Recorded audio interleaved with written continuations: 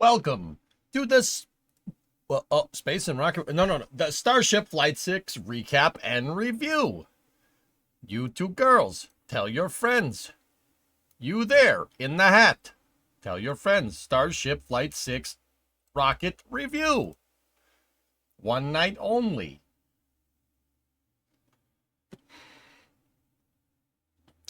Yeah, hey, how you doing? Everybody good? Yeah, good, bad, maybe? How's things?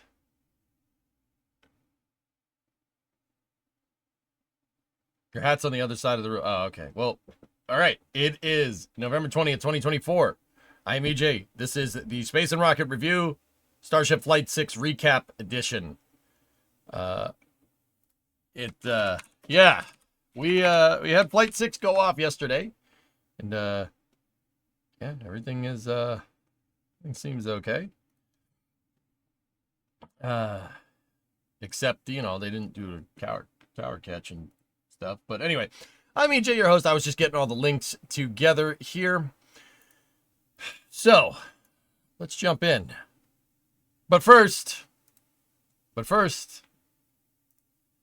they cut up Ship 26. Ship 26 went into the high bay. And they promptly cut my ship into pieces. It's in the high bay.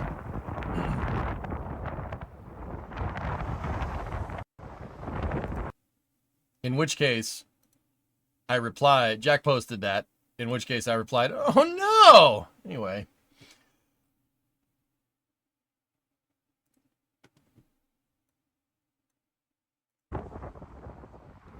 Now, guys, I thought this would be an interesting place to start, right? So this, believe it or not, is the most recent news, especially even with Flight 6 yesterday. See, there's the rest of the ship up there. Now, here's the thing. That is the engine section of the ship. It's the engine section, right? Tell me, why do you and everybody else hate it?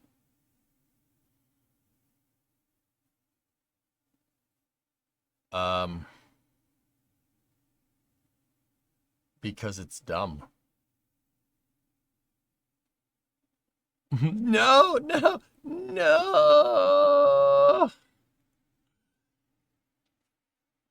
Well, okay, so let me bring everybody up to speed. What was Ship 26? So here, ready? Ship 26. That's Ship 26 right there. It's a starship, but it has no tiles. It has no wings, but it does have a fully functioning engine section. Other than that, it's engine section, couple of tanks, and the nose cone. And that's about it. So, SpaceX used Ship 26 the design changed on the rest of the ship to the what we would now know as like Block 1 Starship, right? When they were building this thing. And Ship 26 was like halfway done, so SpaceX used the parts that were updated and just didn't do anything else with it. They've been basically using it as what's called a main propulsion test article since. This picture, Ship 26, shows it, and actually, who took this picture? Let's always give credit. Space Intelligence. There you go. They've been basically using it to test like the thrust section. It hasn't really done much since. This is a picture of it at the Massey's test stand, right? It hasn't really done much since. There's an NSF thumbnail with Ship 26. Now, no, I don't want to go. Yeah, Ship 26 right now. Falling into a pit of immortality. Lifeless hell. No, I don't want to go. No, I don't want to go to the town. I don't want to.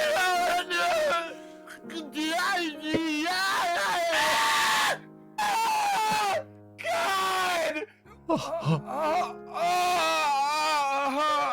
Okay. No, I didn't have that teed up. I did. All right. So, interesting thing here. So, okay. Ship 26 is old news. The last of the Block 1 starships flew with Ship 31, and Ship 32 is a brand new style of starship that has a lot of changes reworked into it. So it makes sense that Ship 26 would be scrapped. Interesting thing, though.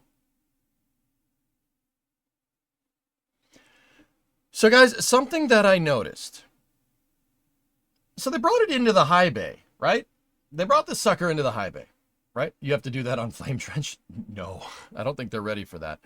Now, guys, why would they bring it into the high bay? And then more importantly, why would they cut the engine section off? That was the only functioning part of it. Now, you know, this like just happened. Jack just posted this, right? But now I'm kind of wondering,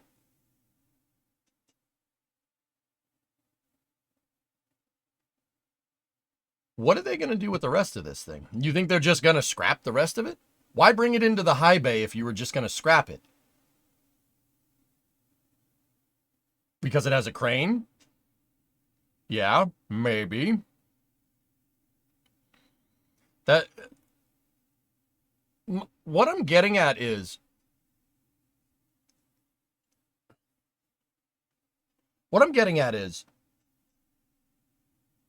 why don't they just take why wouldn't they just take another engine section, a Block 2 Starship engine section, and then just graft it on to Ship 26? You think they're going to scrap the whole thing? The rest of Ship 26 is basically a blank slate.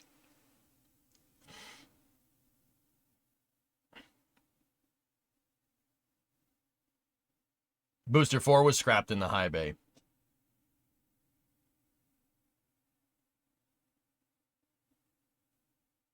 Booster 4?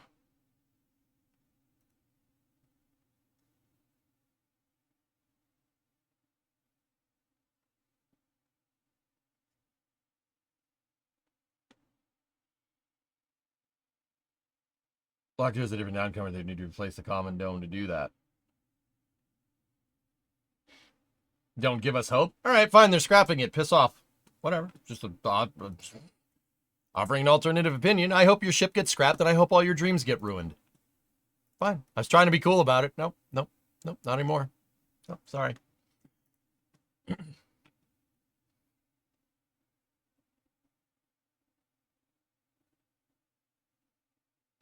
Booster 4 was scrapped in Mega Bay 1.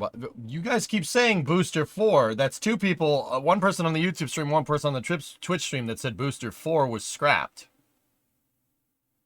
Are you sure about that? You sure about that? You sure about that?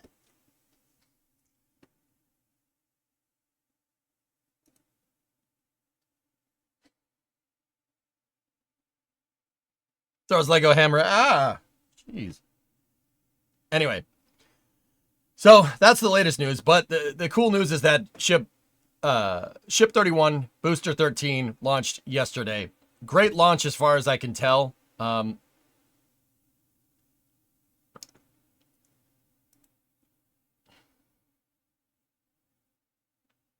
Booster 7 was...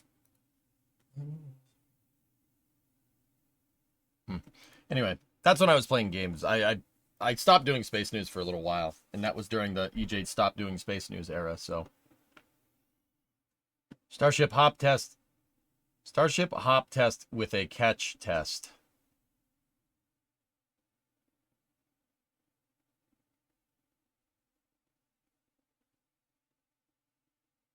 Anyway.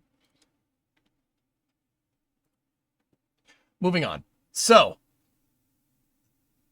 Flight 6 went out. The launch looked good, but the booster did divert and ended up splashing down or doing a soft landing a little ways off the coast. Ship 31 did make it through re-entry, which is pretty dang cool. Here, I have some stuff to show you. Here, I think this is the one. Here, I have clips that we posted to YouTube here. There, that one is during launch, right there. Yeah, that's pretty good. Here, let's go back. Maybe we'll click on this one over here. Maybe we'll click on that one.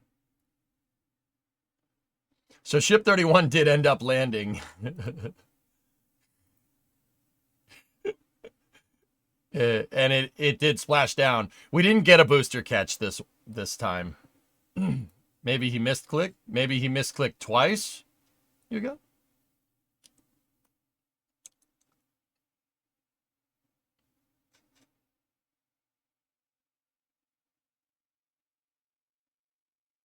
Was that the... I don't know. You tell me, David. Maybe it's an intern. Maybe.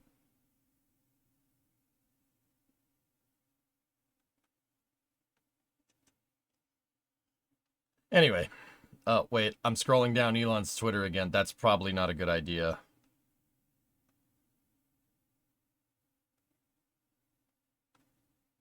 You know, it's probably not a good idea, but for some reason I'm still doing it. Anyway, check this out. Go and throttle up. So, 31 did come down. It did land. And it actually looked to be a pretty good landing here from what I can tell. All three down to 2. Into the water.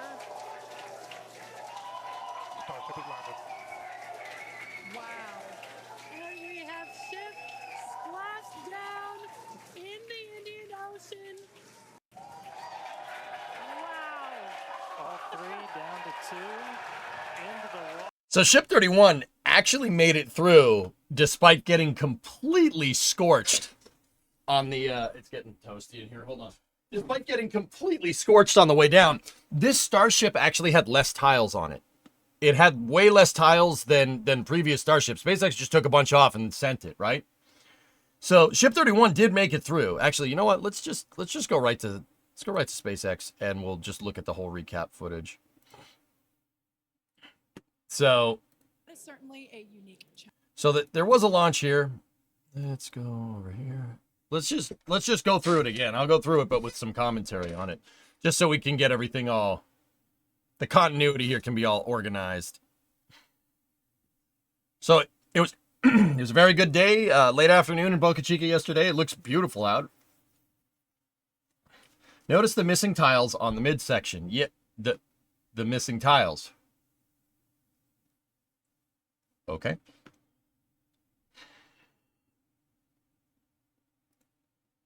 So here was the liftoff. 7, 6, 5, 4, 3, 2, 1.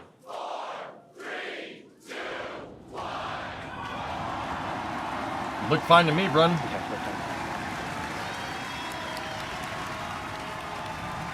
Dang, dude, look at that thing roll.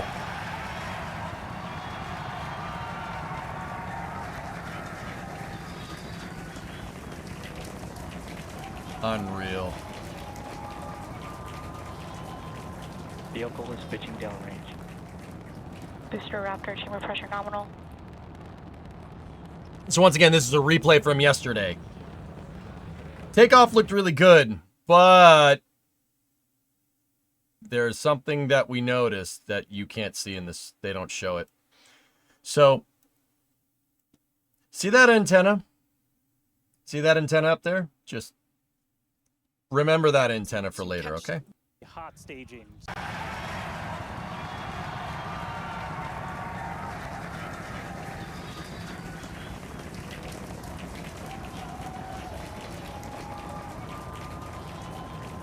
I meant did they come in faster or sharper entry? Booster Raptor, chamber pressure nominal. Yeah, I know what you meant, and no, I didn't see much difference. They knows the entry was about the same. There is some stuff coming off there.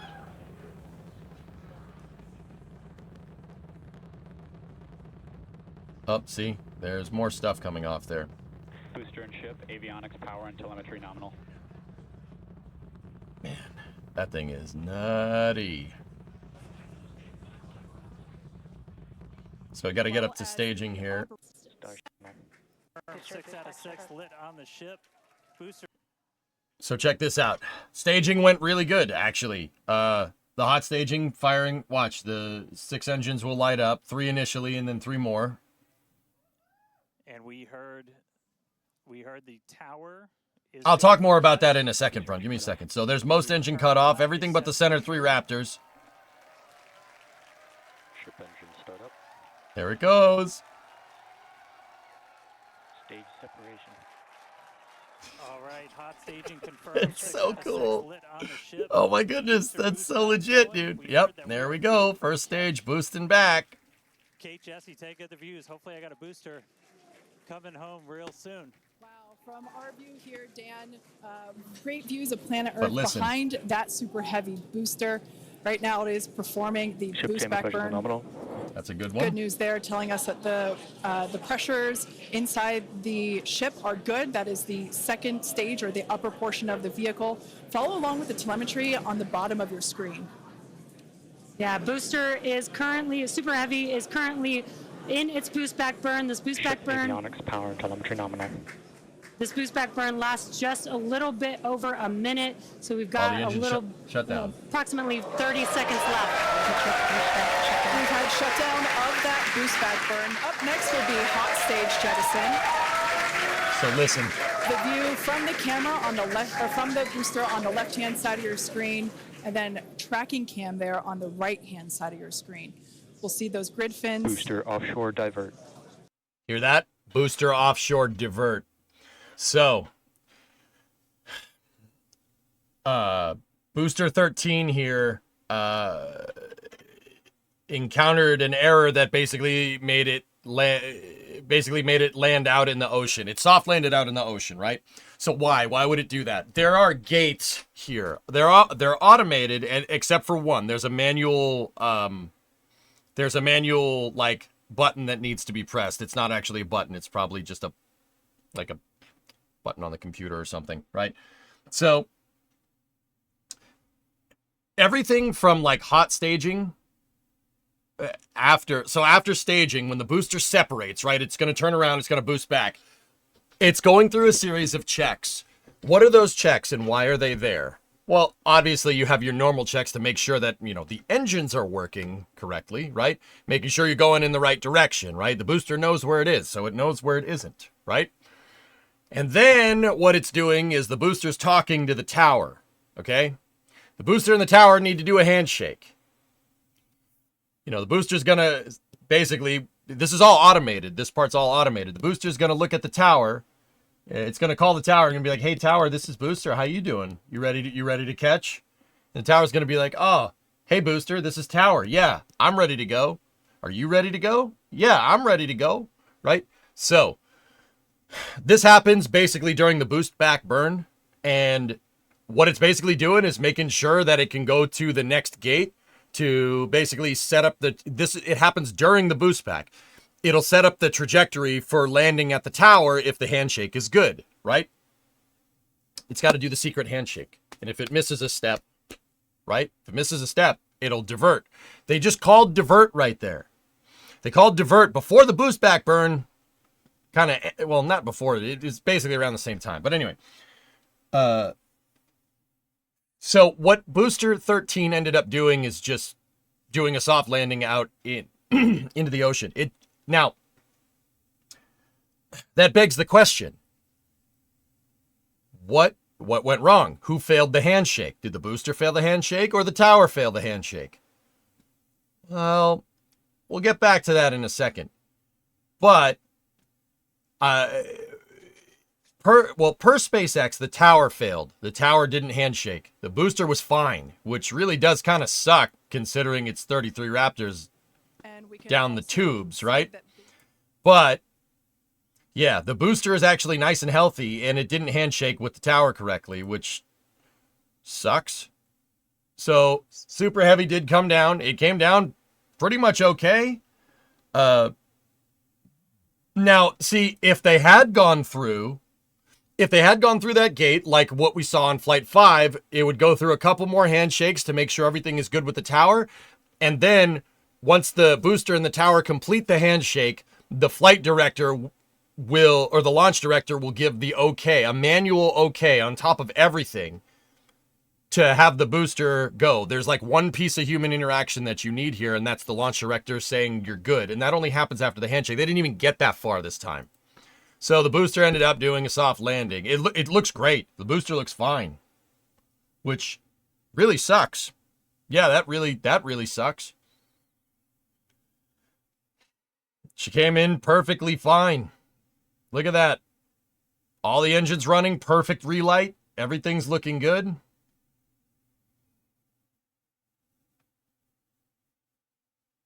And there it is, swinging in for a proverbial catch that's not there. There's no tower, so it's just like, yeah, I'm going to go swimming.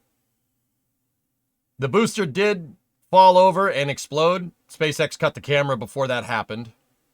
Back to Starship. Now, if we go over here...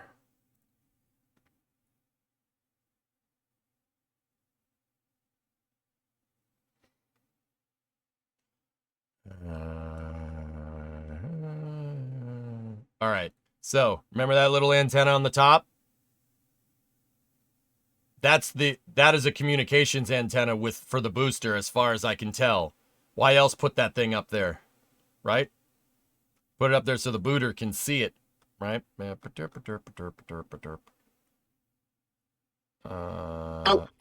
This is space. I'm in space. Hey, Laserman, gifted a sub. Appreciate it. Let's try. Yep, let's try doing that. That's what I want. This is space. I'm in space. Were there 2 gifted subs? Anyway. So. See, the tower looks good during ascent right there, but if we go, here, let's try looking at it from this view. It seems like on the way up, the booster melted that antenna, or at least part of it, because the antenna fell over. Well, it didn't fall over. It leaned over, I guess. SpaceX has said that that's what they think the problem is. Well, we don't know if it's the antenna for sure, but banana. You might like following Microsoft. No, I don't think I will. So, you know what? We'll let's go over to the Burgonator here. So, they have a picture of it, Tori Bruno. Oh, yeah. We'll talk more about that in a second.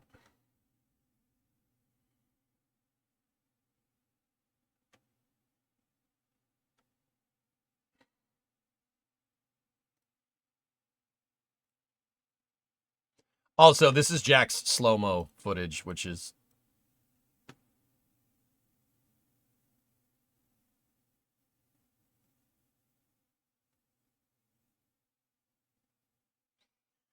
Elon said they lost communications with the tower. Yeah, I know, but that could be a bunch of different things, Brand and Daytal. Yeah, I understand that. I'm pretty sure the antenna at the top of the tower leaning over and breaking is probably the reason why.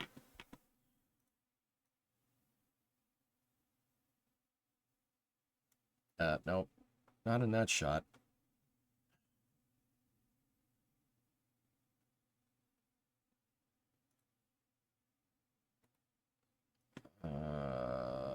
Now, to be honest, guys, I don't know what that antenna at the top of the tower does. I'm assuming that that's what it is. Yeah, see, there it is. Look, it's broken. See, it's leaning. Also, banana. Does an NSF have a few angles of it? Yeah, that's why I'm on Chris's X page, to show you that. So I'm gonna go ahead and guess that that probably is it. That's probably it. It's oftentimes it's something dumb like that. And then, in which case that kind of sucks because you did lose a booster, but also at the same time that's pretty good considering Super Heavy is like how complicated it is. That means it worked really, really well. That means it wasn't the bottleneck. Honestly, fixing ground side stuff like that, like just armoring up that antenna, not that big of a deal if that's the case. I'm pretty sure that's their receiving antenna. See last, please. Okay. I don't see your last. I'm scrolling through chat. I don't see it. If you didn't tag me, Foz,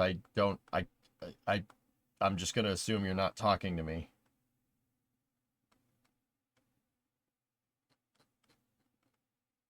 Oh.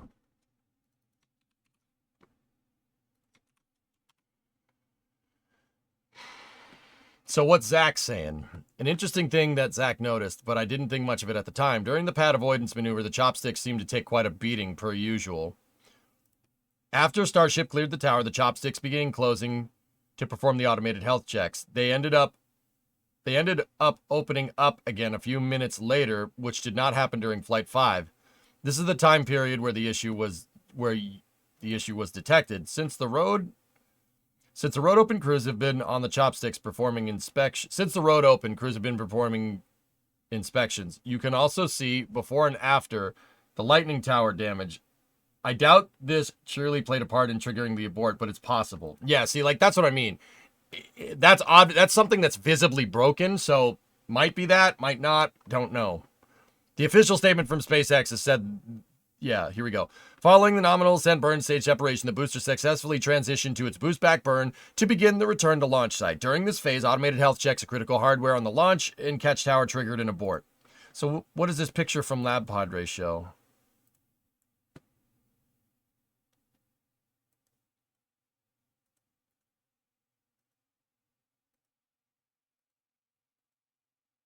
Yeah, interesting. They closed again.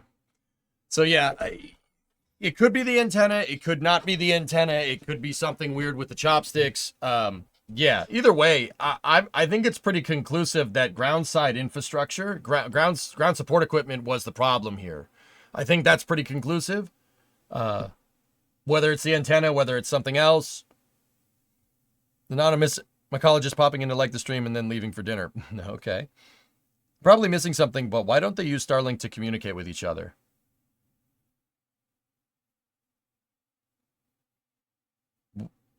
They do, frankly. Oh, you're talking about the tower. I don't know.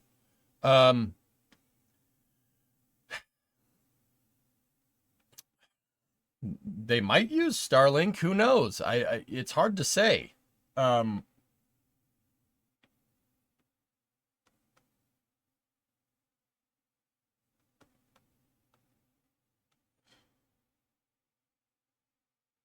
I didn't even know it flew. No, it flew the 18th. What do you mean, RJ? I don't understand why you'd put such a vital piece of equipment in such a vulnerable position. Well, guys, that is basically that's your ILS for the booster. It might be because you can't communicate with whatever they're using to interface for landing. It might be radar. If it's radar or something, I mean, I don't know. I don't know enough about radio frequencies to know how this really works. I can tell you how Falcon 9 works, but I'm not sure what Super Heavy does. I'm not sure how it interfaces and how it handshakes with the tower. I know that it does, but I don't know how. Maybe it's something that we'll learn over time. Like, I really don't know. Do you think once Tower 2 is online, they could use a second tower as a backup if this happens? Probably, Chad. Maybe. It could divert. I mean, if they have divert contingencies in there, they should have divert to another tower contingencies, right? Like, the antenna tower could possibly be a huge remit, especially if they're using a GPS receiver up there. If they're using GPS or radar, yeah, Starlink I don't think is going to work that way. Lucas, what is this? You were expelled from your production design engineering education for missing the exam 3 times. You can miss it, but it was due to disease, and I accidentally gave them a doctor's note that apparently the doctor hadn't even noted anything about those health-related issues on, just that you have ADHD. Like, I hadn't even talked to her, so I'm going back there tomorrow to try and ask for a proper note like the one I initially talked about needing. Wish you luck. Possibility is saving your butt and getting back into a school that you love. Your hardworking student have not missed anything else. No exams, no nothing.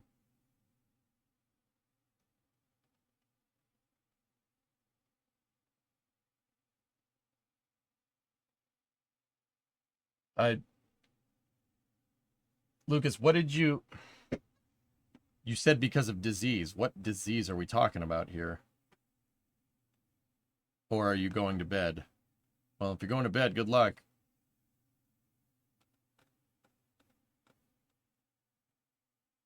To prove their contingency plans work, they needed to know that. Yeah, there you go, Slab. Yeah, I mean, think anybody, I mean, Flight 4 was basically a contingency plan, but yeah, it's good to know that it works.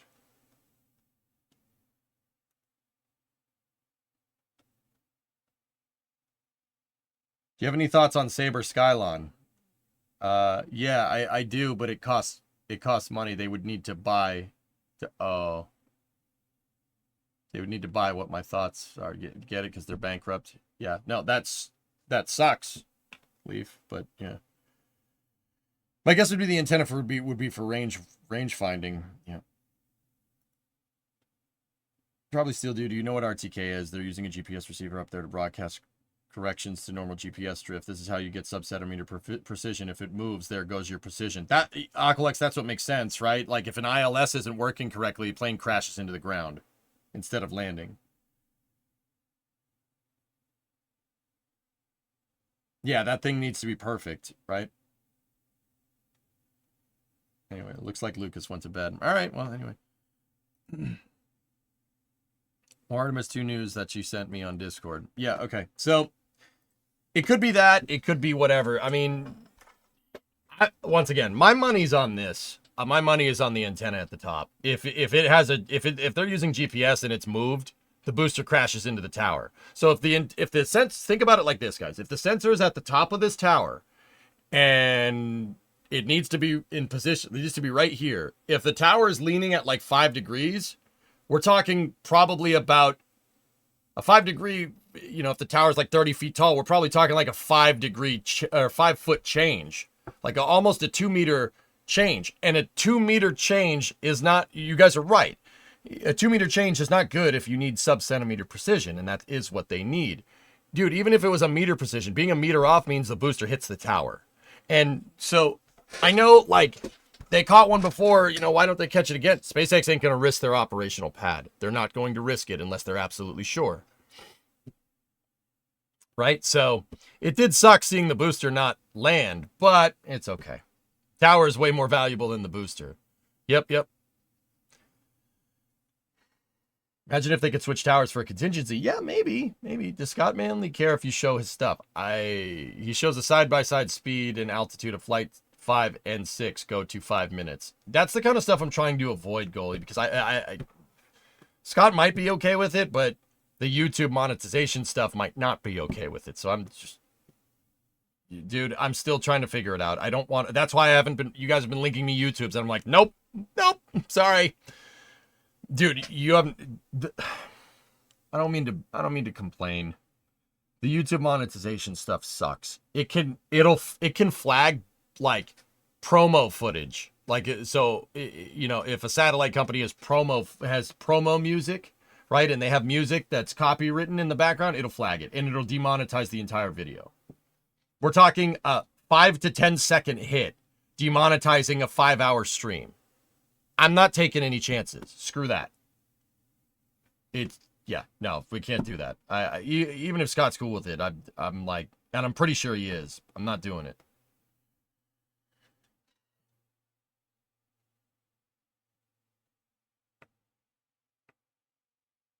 Anesthesis, you would say, well, Asmund does it, but I don't think he cares about monetization. Who the f is that? Am I supposed to know who that person is?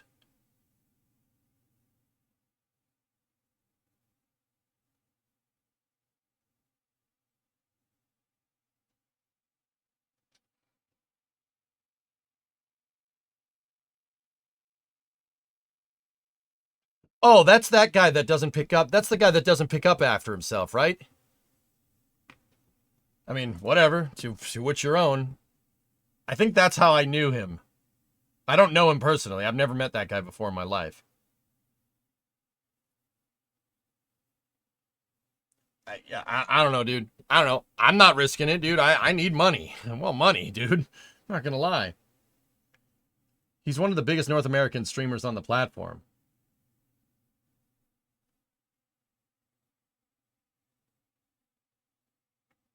Am I supposed to be, like, impressed or something?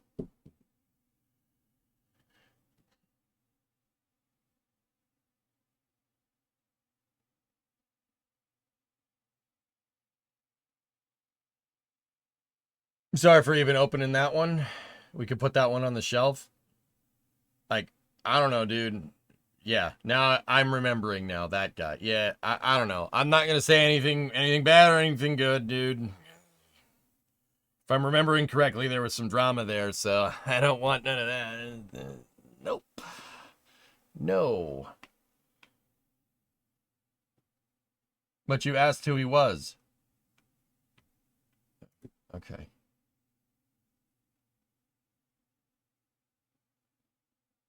You asked who he was. Why complain? Okay.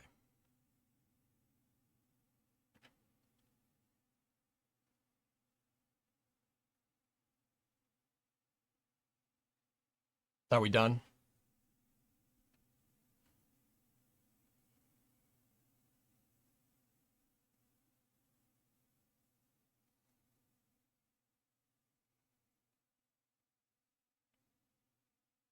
I'll wait. It doesn't strike the Halo soundtrack D21 because it's in-game music. It doesn't strike Hearts of Iron either because it's in-game music.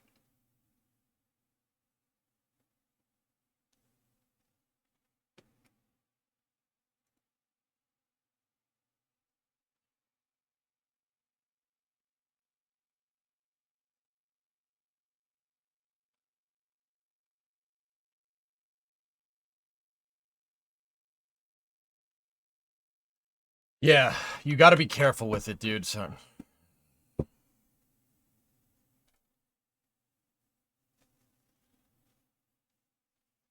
Now, this is the part where I apologize for getting annoyed, but I'm not going to get annoyed. YouTube's monetization system is dumb, and that's what's pissing me off. It's just, it's such a pain. Dude, you guys don't know. Like, if it gets flagged for like 1 second, it'll demonetize it. It's worse than Twitch. It's like way worse than Twitch. But, you know, gotta freaking song.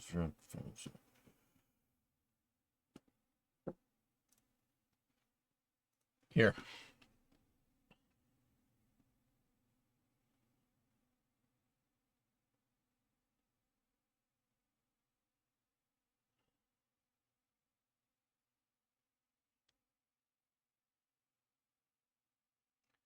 All right. Let me reset here. Just look at that while in the meantime, I got to catch up with YouTube chat here. More Artemis 2 news. Yeah, I got that. Prove the contingency plans work. How do you feel about a ship catch attempt ahead of Flight 8? Yeah, I think they should, Conan. I did chuckle when Elon was explaining Starship to the president-elect to use the model just like you. Give it another try with your last name. Morton Muehlberg Lund. Damn it, man. Why are you trying to get me to say... I can't speak your freaking language, dude. Dude, you coming at me yesterday. That was funny, dude. On the Starship Stakeout stream yesterday. Every European viewer with a funky name was like, hey, say my name. I'm like, you butt surfer or something. I tried to throw my hat in the ring, but man, some of those things are like, I don't know how to say that word. Scott said something about one of the flare losing its skin. Did you notice it? Well, one of the flare. I don't know what that means. Sorry, I'm thinking about too many things. Dude, I'm telling you that the YouTube monetization thing is like a freaking... I think I'd rather talk about KSP2 for frick's sake. Or lack thereof. Like, it's just one of those things. It's so freaking annoying.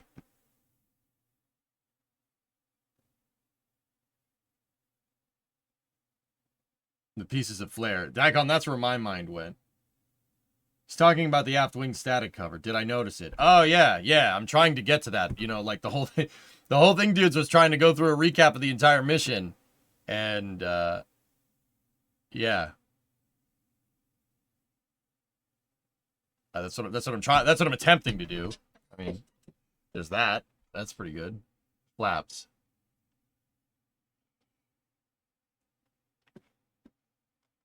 Okay.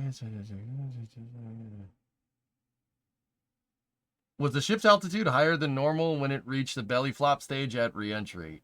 I'm not sure, Bloodhound. I'd have to go back and look.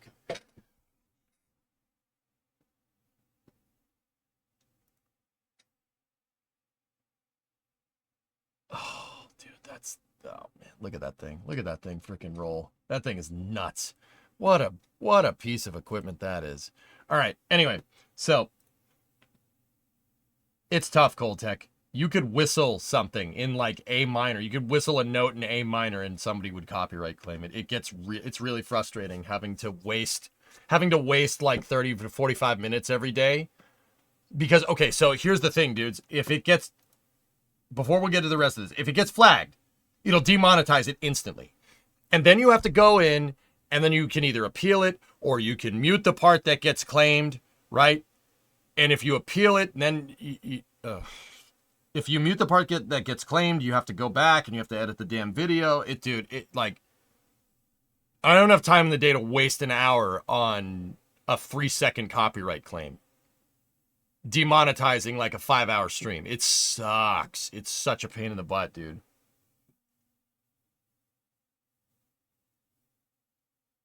But anyway, yeah, it's very frustrating. But hey, whatever. That's the YouTube grind. Anyway, so the ship did make it up. It did go through reentry. Their banana. We don't know if the banana survived, man. We don't know for sure, but there it is, just floating around. I wanted to see this view during reentry. I'm not gonna lie to you. Yeah, we gotta make those YouTube big bucks or whatever.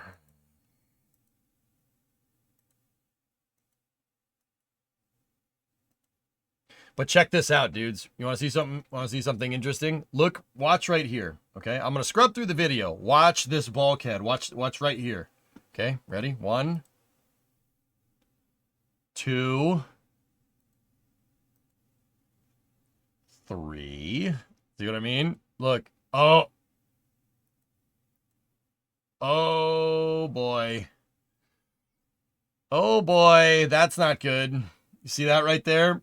Look, the area that didn't have any tiles, it really started to get a little messed up. Look at that. It's warping the stainless steel. So if you introduce too much heat into a certain piece of stainless steel, it's going to warp it like that. That's what happens. The interesting thing is that the parts around the fuel tanks, which are pressurized, are not warped as bad as the parts that are in the quote-unquote unpressurized segment. This is where the banana is. I was half expecting them to deploy the banana. Nice. That would have been funny.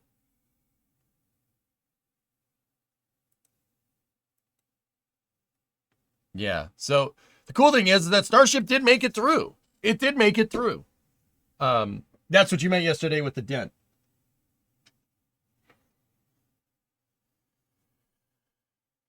Speak of the devil.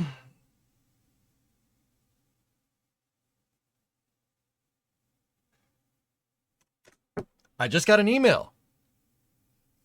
The Halo, the Satisfactory video that we just finished an hour ago has been flagged. And it's not for Halo music.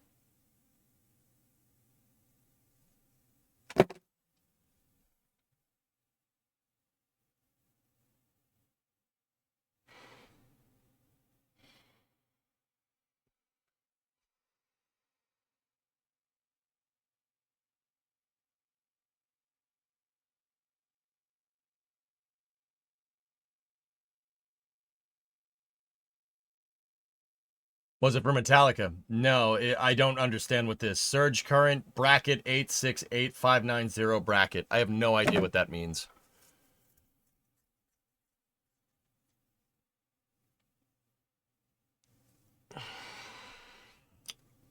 Anyway. It's a fake claim. Just counter it. Yeah, I know. I know.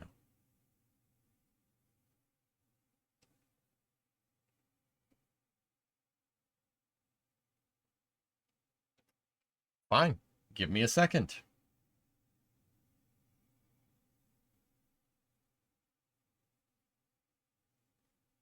Here, watch the ship go through reentry.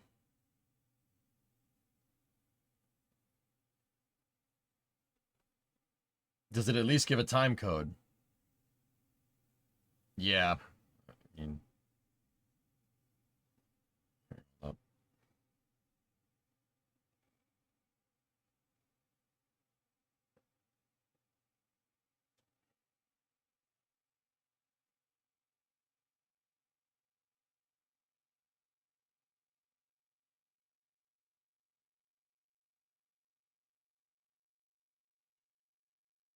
I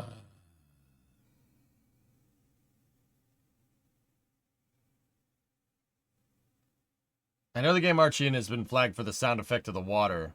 Yeah, it's always something dumb, Red. I have a video of just me talking and it gets claimed. Once again, I understand that that's what it is. Like I get it. I understand that. But like that's just the grind. But also, I'm wasting probably about 45 minutes every day trying to fix this from every single VOD. It's really annoying. It's not.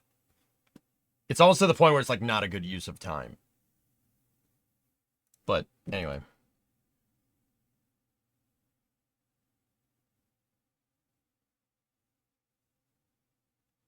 Oh, thank you. Yes, please do that. So, I'm trying to log into YouTube Studio and it's frozen, by the way. Yeah. Click the sign in button and it's just stuck like that. So, thanks Google. Really appreciate that one. You rock.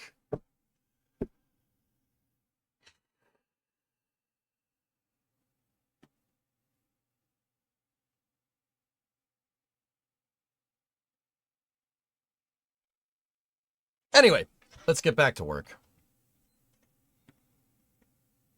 So the ship did come down. It did get warped, but it did do the landing burn, which is actually super cool. So when we here we go. first performed the belly tie flop the audio maneuver back on in. the high altitude test with serial number 8, we saw the ship come back through, and I always wondered what it looked like from the ship's perspective and this perspective. So yeah, you guys are talking about if you look at the leading edge on the aft flap, right? Here, watch right there. After sunrise, there in the. I missed this the first time. See it? Pretty cool to it see. was quick.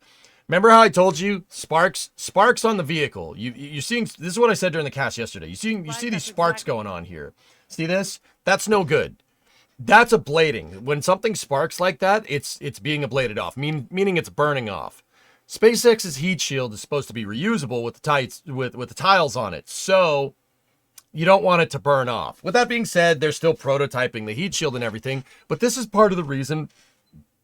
Excuse me. This is part of the reason why you do not want this to happen. Watch the leading edge right there, the flap cover. Watch right there. What I was going to point out is that we're getting a lot clearer view of the Right Earth here. in the background with the different temperatures that we're seeing with the different colors. See all the stuff coming off? Now the watch. Some of plasma it's going to around the come ship, off which and is some of it's going to really, belt really that cool to thing. see. Again, we are pushing the limits of ship today, but so far everything is looking pretty nominal. Yeah. We'll see how the next few minutes goes. Yeah, like we've said before, don't be surprised if this is not entirely smooth. Where did it go? Come on back. Pretty different. Watch Views right here. Of the ship as it was re-entering, and now we've got daylight. It is about an hour or so after sunrise there in the Indian Ocean. So See that? Now, don't get me wrong. It didn't damage it. I mean, it damaged the tiles, but you don't want stuff coming off and hitting your thermal protection system. They tried that once 20 years ago. It didn't work. cool to see this. Yeah, and it might not See that? That tile came off and absolutely shellacked the front of the nacelle right there. You see that? It's a huge difference. But we do get a little bit despite all this, despite the tiles actually just falling off of the vehicle, right?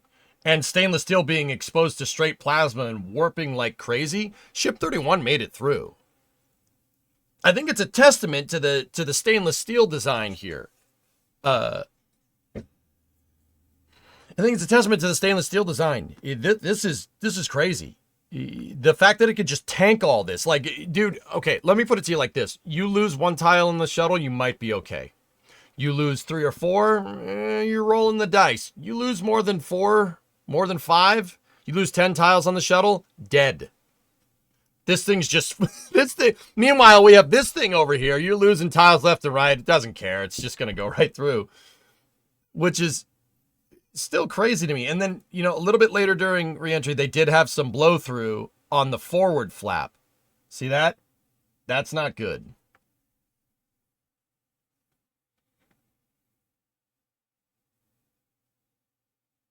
Could they use the shuttle tiles on Starship? No. No. McGillicuddy, believe it or not, the Starship's tiles are like a Mark II shuttle tile. They're made based off of what they knew from the shuttle program, believe it or not. So, here, let's get to the very end here. Take a look. Do we know if the damage was symmetrical? Well, right, hold that thought. That's definitely not symmetrical right there. Something, a tile came off and hit that. But see how warped the hull is? Look at the hull of the ship. See? It's all like wavy. Yeah, that's no good.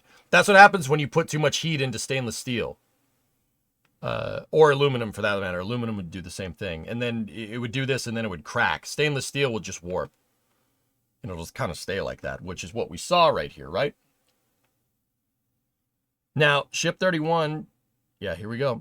Now, here's the thing. Here's what they were trying to do.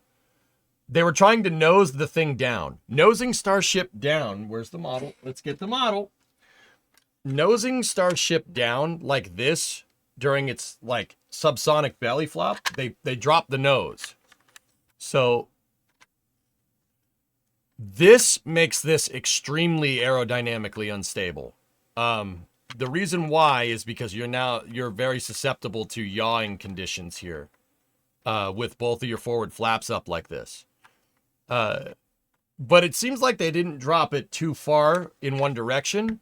But yeah, it becomes you become aerodynamically unstable. And what you're susceptible to here in this particular scenario is roll and yaw. The vehicle could do this in this case. You can maybe get away with it with the aft flaps kind of compensating, but here, you really see them nose the thing down right when it goes through the clouds because you have a little bit of a reference here. So take a look. The stainless steel coloring looks sweet, yep. Now watch. They're going to dip the nose of this thing right down. See, right there. Oh, ho, ho, ho, ho, ho. Look at it. That's 5 to 10 degrees down.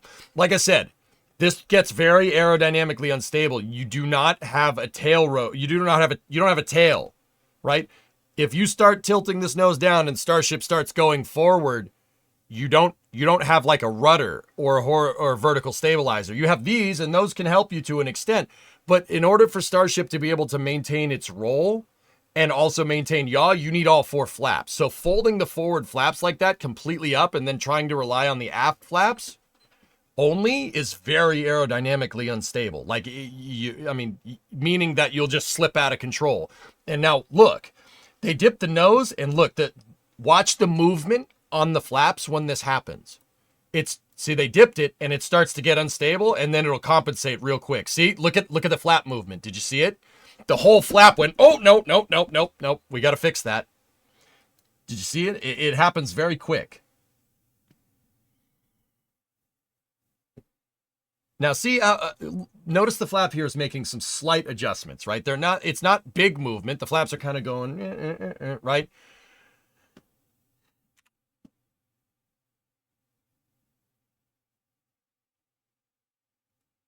Pretty sure that was intentional. The nosedive? What do you mean pretty sure, James? They said they were going to do this? What do you mean pretty sure? Of course it's intentional. It's an induced, they're trying to induce loss of control, right? Will Hoppy ever fly on Super Heavy? Never happen in Methane. Methane, you were asking me some questions over in the YouTube chat when I was talking about monetization and getting annoyed. What did you ask? I'll have to scroll up and look. I tried making a Starship in KMP and it's insanely difficult to control. It either flat spins or just constantly nosedives. Yeah, Archie, that's how I know. Believe it or not, and you guys are going to laugh at me, and that's fair. That's how I know this gets unstable when you dip the nose like that. Because I've tested it in KSP. I know what people are going to say. How do you know? How do you know if your Starship is high fidelity? I sit there and I wind tunnel test things for hours when we play KSP. I tried to get my Starship to mimic the actual Starship aerodynamically as much as I can so I can get a good understanding of how it works, right? That's how I know you're nosing the thing down, you're going to get aerodynamic instability. It'll want to roll over. because that's exactly what happened in Kerbal. And now I know what people are going to say. Kerbal's aerodynamics, EJ, aren't the best. No, but its physics are. Physics are pretty damn good. And if you know what you're doing, you can get Kerbal's aerodynamics to work correctly. Now that I said that, I want to show you. But anyway. So, see, they dip the nose, and watch the correction that's made from the flaps when it starts to kind of slide away, right? Here, see that big movement? Big move out to get the nose back up? Really big correction burn, or correction flap right there, I guess. Can you explain the dip? What was her direction of movement versus force? I just did a second ago. They folded the front flaps up like this and folded the aft flaps down to get Starship to do that. And it probably went about, I'd say 10 degrees, maybe. And like I said, what happens when the vehicle's like this, and once again, I get it, Kerbal isn't the end all be all, I understand. What happens when this happens is the vehicle wants to do this. It'll want to do this, and it'll want to do that. You might be able to compensate for roll by modulating the aft flaps like this. But the thing will want to do this. It'll want to kind of fall out of it. It'll want to fall because you don't have a tail. You don't have a rudder here. There's no rudder. There's no way to prevent side slip when your forward flaps are up like this. We know also from Kerbal that in order to control yaw, pitch, and roll with your skydive, with your flaperons here, in order to control YP and R, you need all 4 flaps. And don't get me wrong, like Kerbal is good enough to simulate that.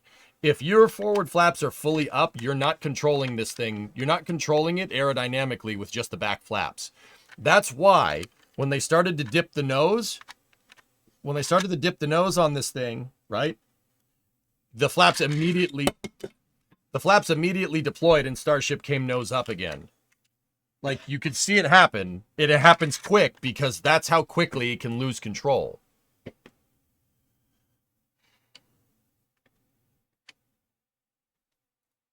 EJ, you're blocking the diagram of the ship behind might help the crowd to understand better in all caps. Okay. Could you use engine gimbal for roll as well? There's no engines activated, 7.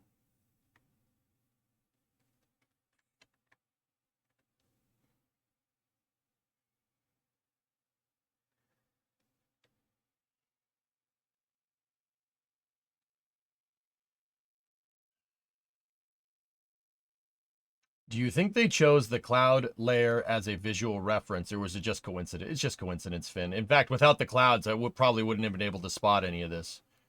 Sweet Potato, what are you saying? Is the reason it can't prevent roll because of the aft flaps don't have yaw control?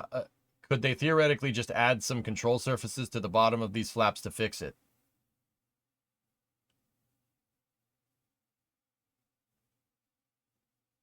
Yeah, but...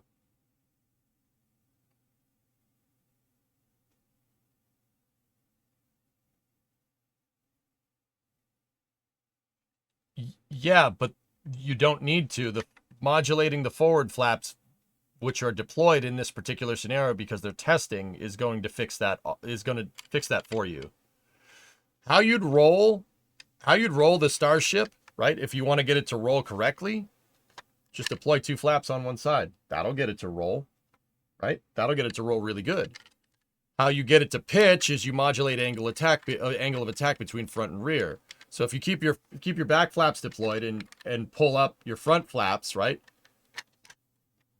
If the Starship aft flaps are deployed and the front flaps are up, you're moving your center of pressure behind your center of gravity, and it's going to nose the ship down.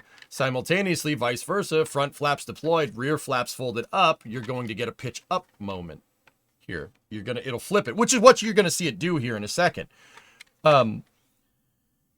Now that's pitch and roll. What about yaw? You want to yaw a Starship? Deploy one flap, deploy one flap on the front, and deploy one flap on the back. Keep your front forward flap up and the other one up, and you'll yaw that way.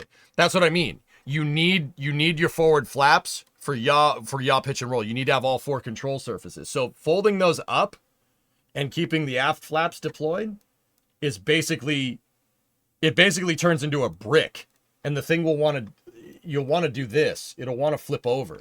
And don't get me wrong, I'm pretty damn sure of this. I spent way too much time in Kerbal getting that stupid thing to work right. So I'm kind of noob to this stuff, but there are areas with discoloration that are weaker than before. Stainless steel, it just kind of warps.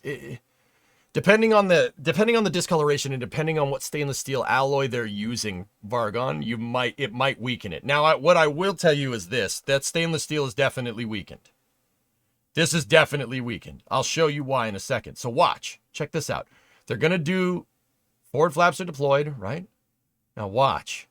They'll pull the flaps up. Oh, this is after the nose down thing. The forward flaps are deployed, rear flaps closed, and the thing will basically flip. It'll flip right over, right? It's flipping around, and there you go. And now all the flaps are gonna fold up. There you go, right? And now we see it coming down. Now look. Interesting stuff here from this shot. I hope they get this shot on the big screen. You guys remember when I said the shuttle could lose maybe like 5 tiles? STS-27 is probably the most amount of tiles you could lose without basically vaporizing yourself. There's entire rows of tiles missing off the bottom of this thing. Look at all of it. That's where all those sparks were coming from. That's where all the sparks were coming from. Now, here's the thing. Does that mean SpaceX's tiles suck? No. My guess is the sides of the fuselage got all warped and stuff, and it probably bent the entire ship a little bit, and that was probably enough to open up the gap on the bottom of the tiles and let plasma in and start burning them from the backside, which I'm pretty sure is what happened. Pretty sure. I mean, you might be wrong. But here, another point to suggest that the hull might be weak is watch what happens to Starship when it falls into the water. So right there, the engine shut off, right? And you see it fall over. And right when it splashes into the ground, the hull buckles. The whole thing goes like this. And then look, see? See what I mean? That thing is like, it's broken. It's very broken. The thing's split in half. Well, not split in half. It's close. It definitely broke right here. Right where the fuel tank attaches to where your payload bay is. It's definitely broken. And it's on fire, right? The banana flambe, indeed. It is the banana split. Yep. Now, the interesting thing here is it looks like the entire aft engine section is, or the methane tank, the oxidizer tank, the whole engine section, that seems okay. But, look, right at the seam. See what I'm talking about? Oh, look at the whole front. The whole front collapses. And it separates. Crazy, right? So, Vargon, you asked, did it weaken it? Yes. Yes. The steel is really, really hot, and it's warped, and then it fell into extremely cold water and tempered it, and it basically just shattered into a bajillion pieces. Where did this Starship land? The Indian Ocean. If they keep this level of safety margin, would people survive that? Bob, if you had like a spacesuit and a good pressure vessel in there, like provided the pressure vessel didn't crack, yeah, you'd be alive in this scenario. Sure. I mean, it really depends on how much reentry heating went into the payload bay. But yeah, I know enough about this to know that, yeah, you'd be okay. I mean, the G-forces might hurt a little bit from that reentry, but yeah, I think you'd be all right. Like if there was a Dragon capsule just like suspended in the payload bay instead of a banana, you'd probably be okay. I'm going to go ahead and guess you'd probably be fine. But once again, aerospace doesn't work like probably would be fine. That's not a thing. You know, it's not a thing. You gotta make sure. Do you think it wouldn't have split if they didn't remove 2100 tiles? No. Yeah, Mika, exactly. It wouldn't have done this if they had the tiles on the sides. Because once again, going to the Starship model. All right, look. Right here, you didn't have any tiles. All along the edge right here. And it warped all of this. It warped it right here, right where my fingers are. right? That's the place where we saw it buckle. It warped it all up in here, especially down here, right? It warped all the way up to here. So you're getting probably all of this, right? All of that right there getting basically toasted, but particularly the sides. Interestingly enough, the pressurized segments, so the methane tank and your oxidizer tank didn't take as much warping because they're under pressure, right? But this area right here where your methane tank and your bulkhead attaches to where your payload bay segment is, right? This part, it warped it like crazy, Mika. Yeah, and that's what I'm pretty sure, right? During reentry, it caused it to kind of want to do this, right? And basically exposed right here, which is exactly where we saw the tiles missing from, right? Basically, it warped the stainless steel and Starship started to buckle like this. I mean, this is a gross exaggeration, but it started to do this. It started to buckle. And then tiles coming off the bottom because the hull was starting to buckle are the ones that came up and hit the aft flap right here, I'm pretty sure. And they were missing entire rows of tiles from that exact area. We saw it from the landing footage here. Let me back it up for you. Look, see? And keep in mind, this is just a hypothesis, but I'm pretty sure that that's what happened. So it's already weak. You're already missing some tiles. So this thing splashing into the ground just basically was the straw that broke the Starship's back. You think Cruise Starship will have a gyro for the flip, like a camera gimbal? Not needed. How will Starship even do reentry when there will be humans on board? Is it not going to be the same profile, right? SpaceX, guys, okay, look. This isn't your end-all, be-all scenario for this. It's like, oh, they'll never solve the thermal protection system. I can see it now. I know people are going to be like, they'll never figure it out. They had so many problems with Ship 31, they'll never figure it out. The truth of the matter is that they took a lot of tiles off of Ship 31 because they didn't see it vital to replace all of them like they did with Ship 30. And they sent Ship 31 to do a thermal protection test just to see. And this kind of brings me to the conclusion of Flight 6. And this is why it's a Flight 6. This is the Flight 6 recap, I guess. I don't think SpaceX cared. I think they did. They sent it. They sent it right now. And losing Booster 13 was probably not cool. Probably didn't want that. But they sent it very much how they sent SN11. They sent it to free up space. This is an old design, guys. It's an old design. That Starship is not good. It's not your end-all, be-all for thermal protection. A lot of the problems that happened to that thing, like burn through on the front control surfaces, they've already fixed with Ship 32. So why, They had time to replace all the tiles on Ship 30 for Flight 5, right? But why bother replacing all the tiles on Ship 31 if your tile configuration on Ship 32, a newer version, is different? Why bother? Who cares? So, they said like, oh, they took all the, they took all the tiles off, right? And they took a bunch of tiles off of Ship 30 as well. But here's the thing. They put them back on Ship 30. I guarantee you they got like halfway through the tile replacement process on Ship 31 and said,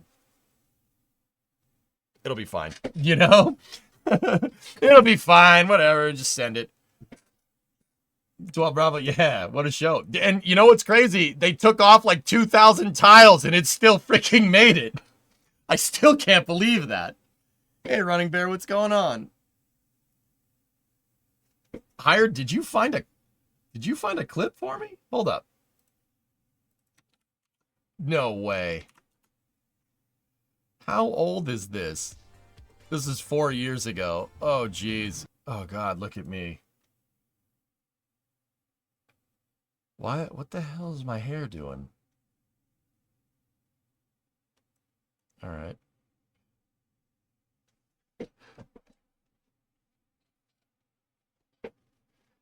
Couldn't always get camera settings tweaked incorrectly, but you get the idea.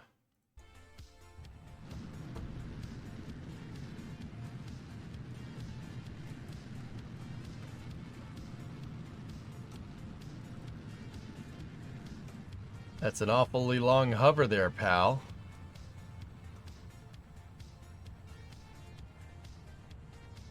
Don't you dare.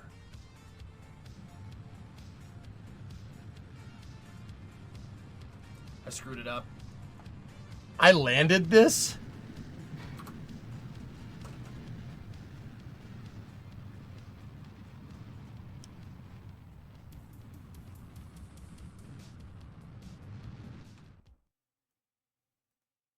Huh.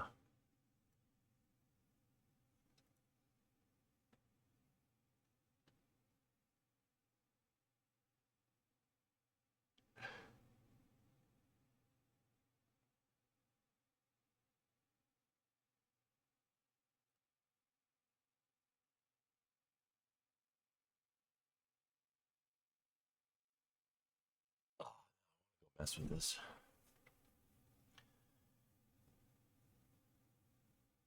Look at how unstable this stupid thing gets if you don't do it exactly right. And yeah, dude, we probably spent 100 hours flying this thing, at least 100 hours. I sequenced Cal controllers and made my own guidance system for it to work with a joystick. Yeah, it's very easy for it to get very unstable and flip over. Like real easy. RC, what's up, man? You were such a young punk. BA, there is pictures of me streaming from like 12 years ago. Yeah, you're the young punk. This was only 4 years ago. Yeah, you really had to focus when you're trying to fly this thing. You really had to focus. Bring back Blue EJ? No, I don't believe you. Okay. I was locking in before it was cool, man.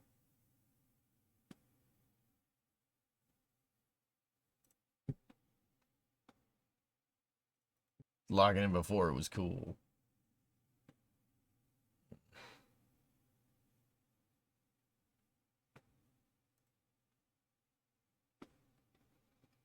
That Starship landing is my only EJ clip to survive the DMCA apocalypse.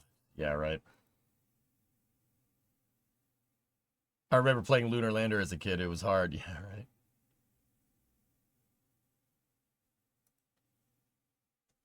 Yeah. All right. Here, BA. You want to see? Look.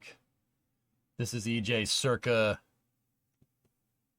2013, maybe?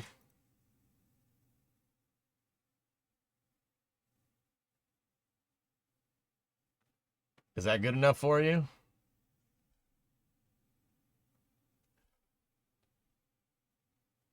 Look at all that hair.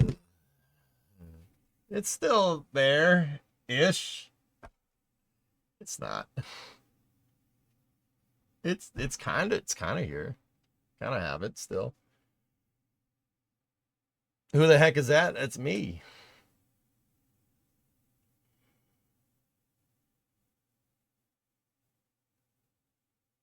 Yeah, I know, Cold Tech. Why is it 4-3? I don't remember. I don't remember. Oh, yeah, my webcam, the webcam was in 4-3 aspect ratio because it was an old webcam.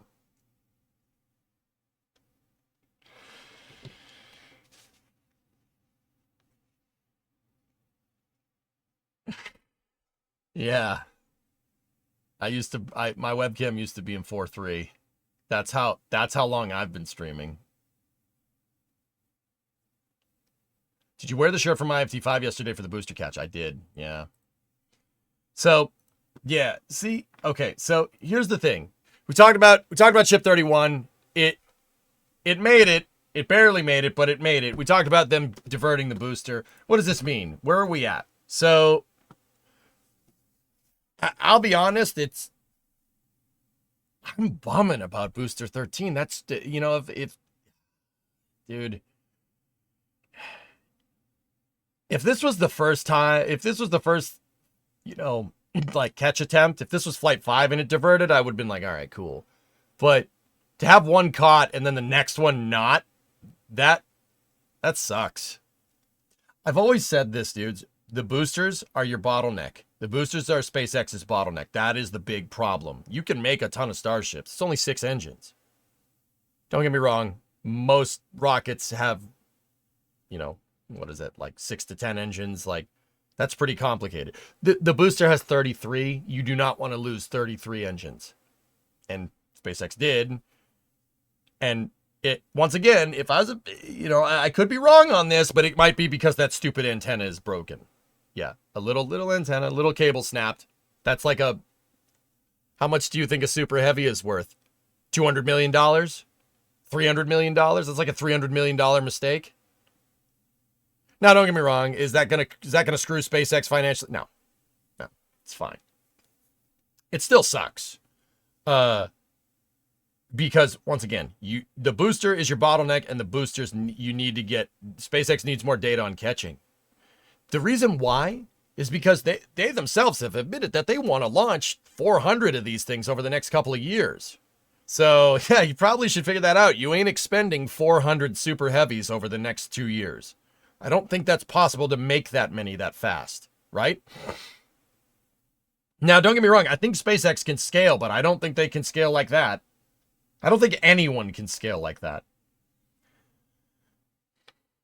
Once they get the lines refined, they'll start cranking out engines like Model Ts. Yes, maybe. I don't think you're cranking out 400 Super Heavies. Where are you going to put those? Not, jeez, I sound like Ryan, don't I?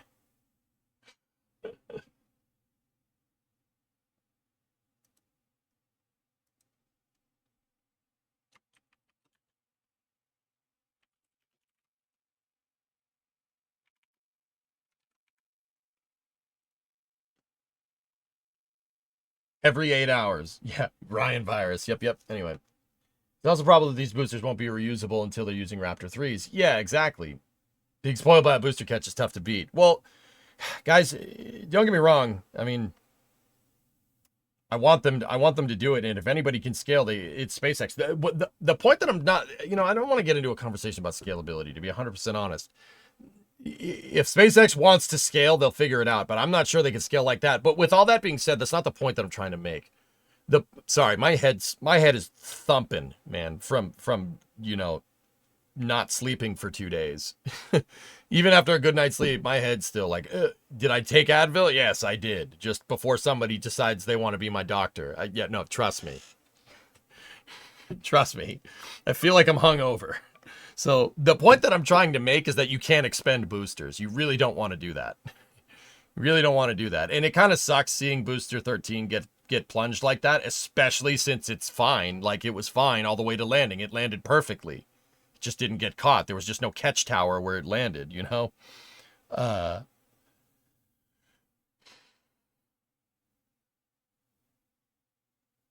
Little, yellow, different. What do you think about the fuel supply issue with the volume that they need? A viewer actually had this idea, 619, yesterday. Why don't we just hook up an LNG port, build an LNG port at Port of Brownsville? Container ship full of LNG or container ship full of methane. We just plug that in and pipeline it right to Starbase. That's actually probably one of the best ideas I've heard from chat regarding this issue. Speaking of scaling Cape positions, Cape's looking for structural engineers. The Cape's looking for civil engineers. Cape is looking for Starship infrastructure construction superintendent.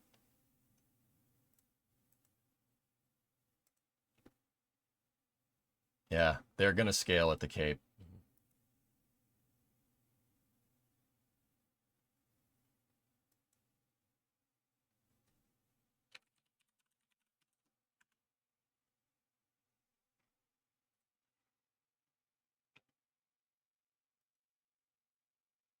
So yeah, SpaceX buy a couple of LNG tankers and just have a LOX tanker. Is it even okay to like transport that much LOX? That's a lot, But anyway. So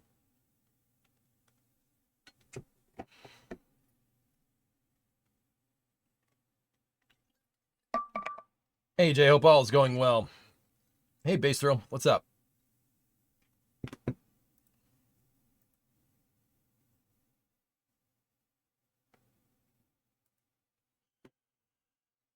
Anyway,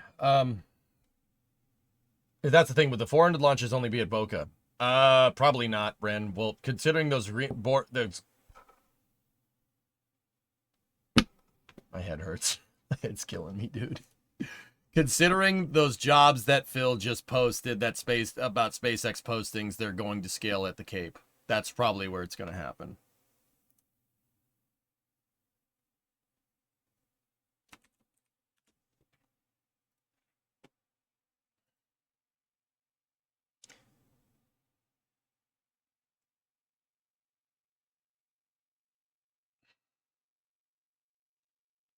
Dude, you know what I was...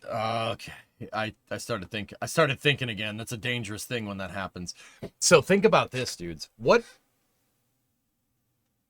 You know, fueling infrastructure aside, right? Like, and once again, I'm kind of bummed that they didn't get that booster back. We didn't see a catch, but hey, whatever. Flight 7 will probably happen. My guess at this point would probably be February, like first week of February, just because the holidays and stuff, and you know, making sure that ship 32 is good to go, etc., etc.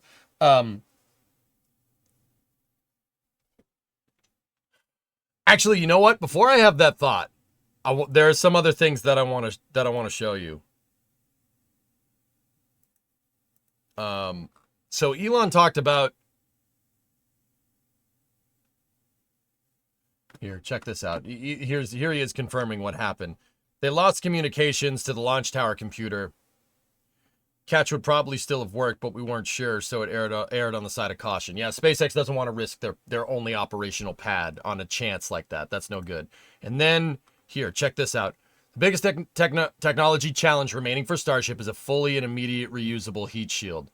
Being able to land the ship, refill propellant, launch right away with no refurbishment or laborious inspection. That is an acid test. Yeah, there you go. So somebody asked, is perspirative cooling still off the table? Okay, he said metallic shielding. Oh. Lost comms, not range finding.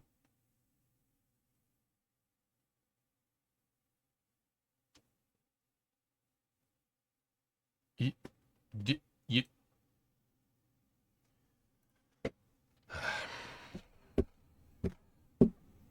guys you're really experts today. Either that or just making my head hurt more than normal. Just my reactions to the videos. Just breathe. Oh, I want to rip into chat so hard today, dude, but I know I shouldn't. I know it's just my head hurting, but also making it really difficult. You have a headache too? I mean, okay, I didn't sleep for 2 days. I said during the Starbase Stakeout stream and during my launch covers yesterday, I said I'm going to pay for this. This is me paying for it.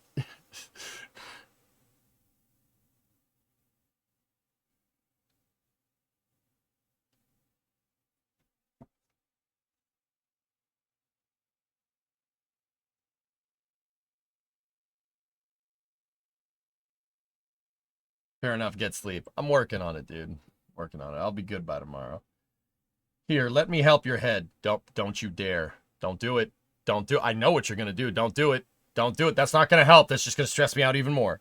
Don't do it. Don't do it, man. Don't do it. Don't do it. I'm a streamer. Don't do it. They're only approved for 5 water landings next year. Yeah, Ron, I'm getting to it. You guys are... mother... This is space. I'm in space.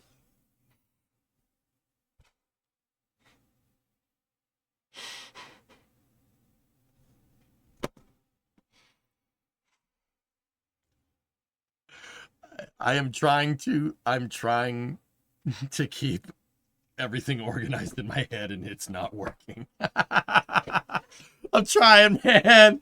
I'm trying so hard. I'm getting DMs, emails left and right. Oh, this is space. I'm in space. Why? What the hell? You really suck. This is not making this easier to do, man. Oh, this is space. I'm in space.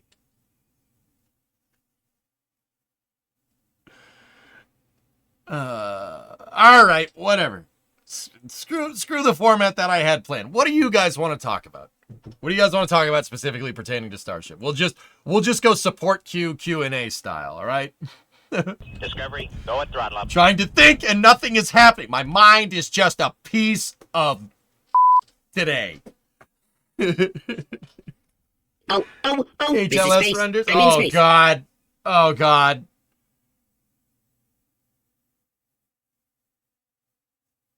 Film cooling? No, Trey. No. Screw that. I'll rise to. We'll get her done. We'll get it done. All right. Heat shield tiles. Okay. So I'm hoping for a return to Star Raker's proposed metallic TPS. All right. So that's where I was. You guys want to talk about thermal protection? All right. Let's go. So thank you very much, MacB. Kirok had one in there. You son of a beeswax. You're doing this on purpose. You're doing this on purpose. How many launches in 2025? That is from the FAA stuff. I'll go over that in a second. What's going on with Ship 26? Okay, how does film cooling work? All right. Oh, this is space. I'm in space.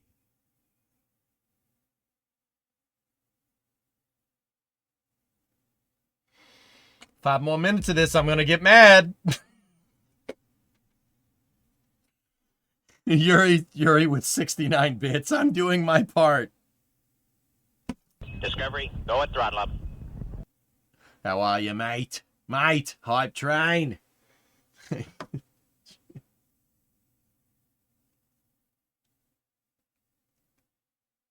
Oh, this is space. I'm in space.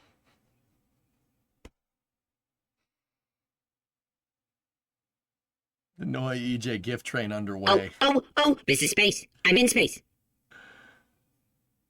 Oh, we were throwing bits at EJ. So anyways, how's the weather, guy? Shut up and let us love you. What do you want from me? What is escape velocity? When you're tenacious, it's when you're going fast enough to escape a planet's or celestial body's gravitational pull. The name of the game. Discovery, go at throttle up. Ruin, sorry, we're trying to help. Yeah, you had $20 super chat over there. Thanks. Oh, someone say train 7 at a 36-month resub and Goodfella with 10, D21 with 5. Oh my God. All right. All right. Oh, this is space. I'm in space.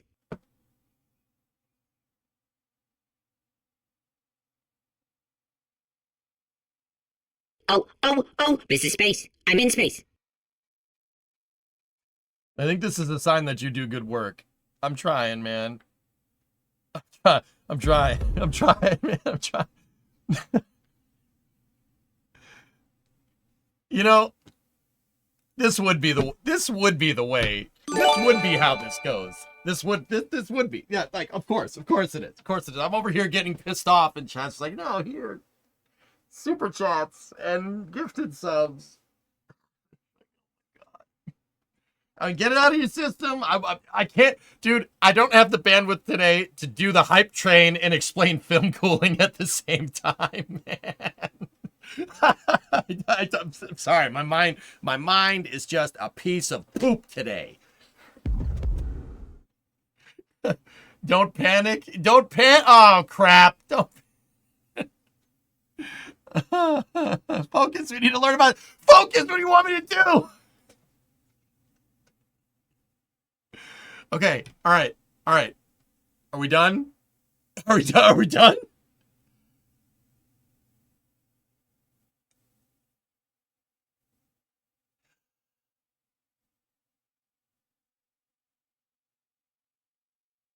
Oh, this is space. I'm in space.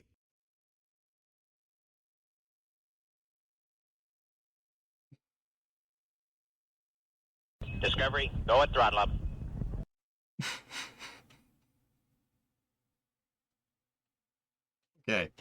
Okay.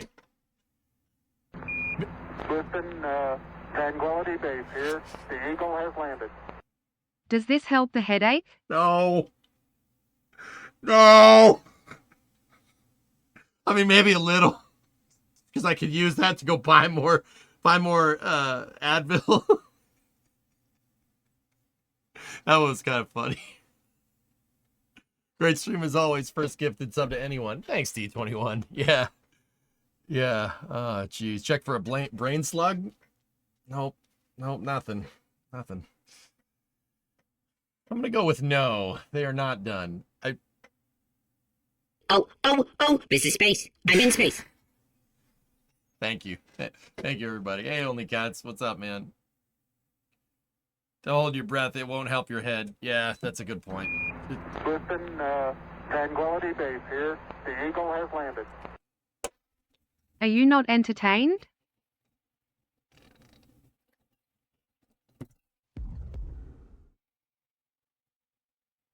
I don't think you're happy enough. Oh, someone brought up happy, joy. This is your old pal, Stinky Whistleteeth. This is a song about a whale. No! This is a song about being happy. That's right. It's the happy, joy song. Fish boy with 27 months, thank you. I don't think you're happy enough. That's right. I'll teach you to be happy. I'll teach your grandmother to suck eggs. That's very funny. A horsefly marrying a bumblebee. I didn't shoot, but you didn't believe me. Why didn't you believe me? Dude, Ren and Stimpy's still funny, and I'm not gonna even sit here and pretend like it doesn't make me laugh still. Squig, bacon wrapped Advil. I'm in. Let's go, dude. Is this how I ask questions? Yep. Yep. He's losing it. What does Hank Hill think of the latest SpaceX launch? Well, I tell you what, boy, the rocket didn't perform very well. It didn't come back down and land. But, you know, I tell you, if it was using propane, it would have done it. Whoa.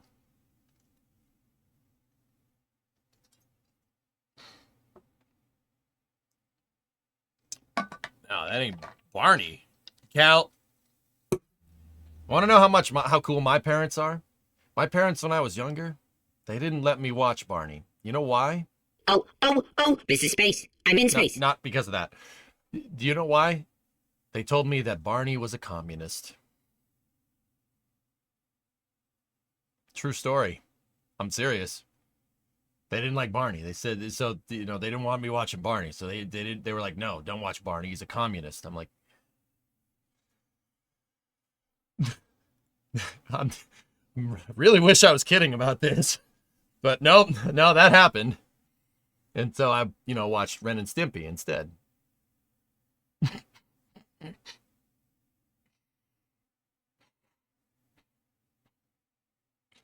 Damn purple dinosaur. That's actually true, to be honest with you. Because that was better, yes. I turned out a lot better.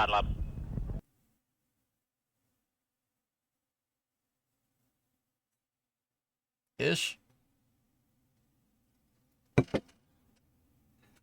Oh, hey, Mom. What are you saying? What are you saying? I can't believe you just told them that. Is it not true? Why? You afraid of the truth, Ma? Huh?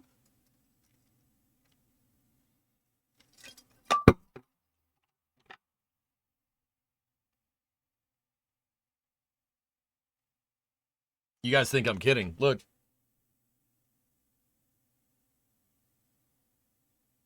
Oh. Nope.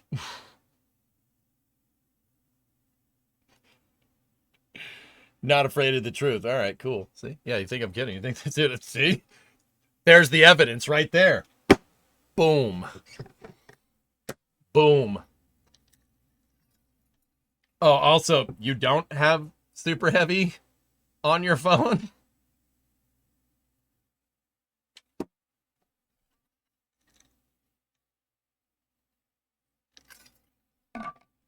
Burps, what the hell is that emote, dude?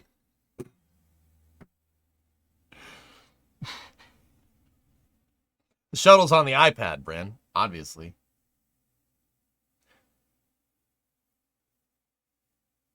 Mom, the YouTube chat says hi, by the way.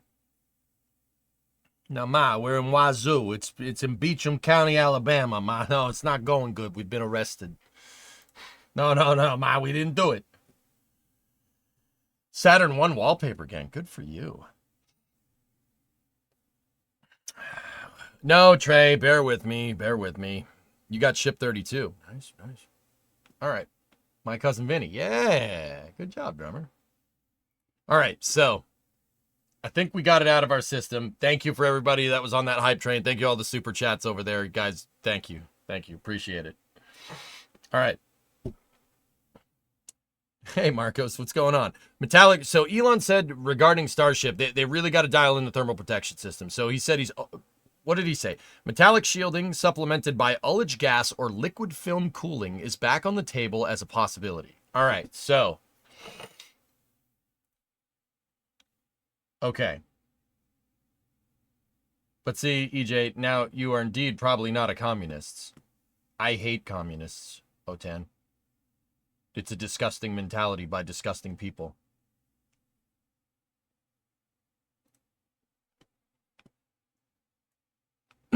Okay, anyway, moving on. Also, Barney is one of them.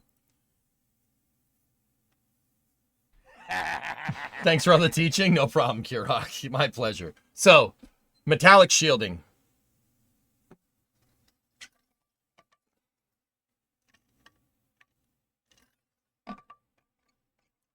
Also, face the wall, please.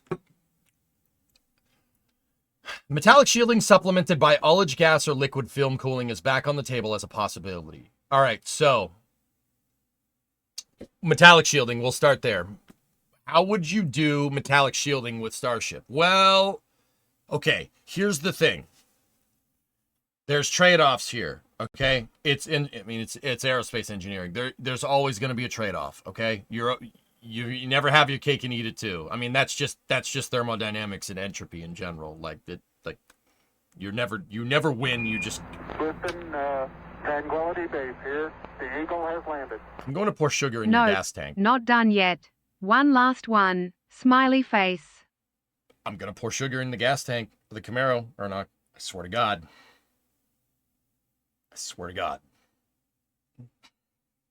No, it's all good, man. Thank you.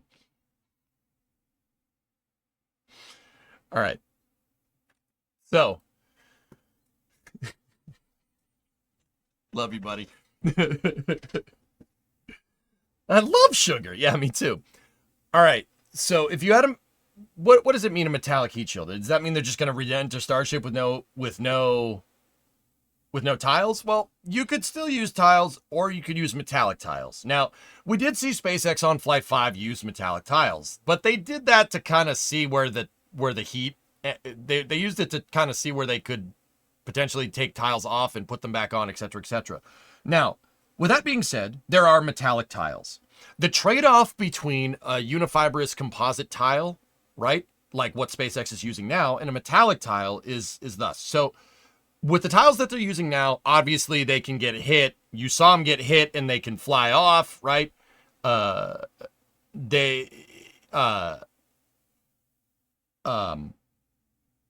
they get damaged, it's a real pain in the butt to pop it off and put another one back on, right? But they're more or less pretty simple. Right now, it looks like they got a cilia fiber backer with a mechanically adhered tile. Like the tiles like kind of press on almost. And that's a very simple way of doing that. That's a very simple thermal protection system. Now, here the trade-off there is that because that's simple, right, and it's easy to put on, you're gonna get debris hitting it. Just tiles can fall off. They can pop off. That has to do with, there's a couple of other things that it has to do with, but the adhesion mechanism is a really big thing. Are they glued? Are they glued on in certain areas? Are they press fit? Like, it really is kind of,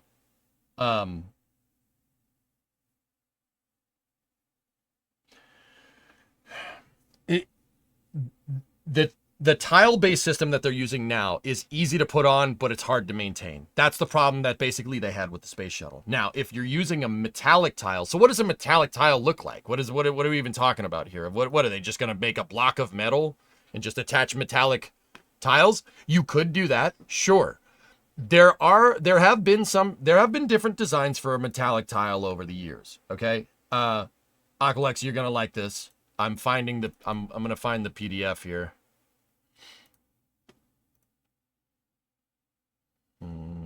I have it saved locally. I just don't know what it's named. No.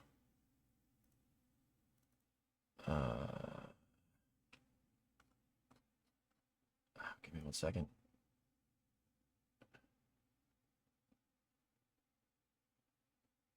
Nope.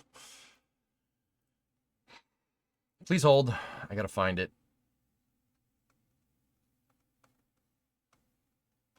So what I'm looking for, yeah, exactly, guys. What I'm looking for is I have a PDF that's public resource that details the thermal protection system for the X-33, the X-33 and Venture Star. X-33 and Venture Star was going to use metallic tiles.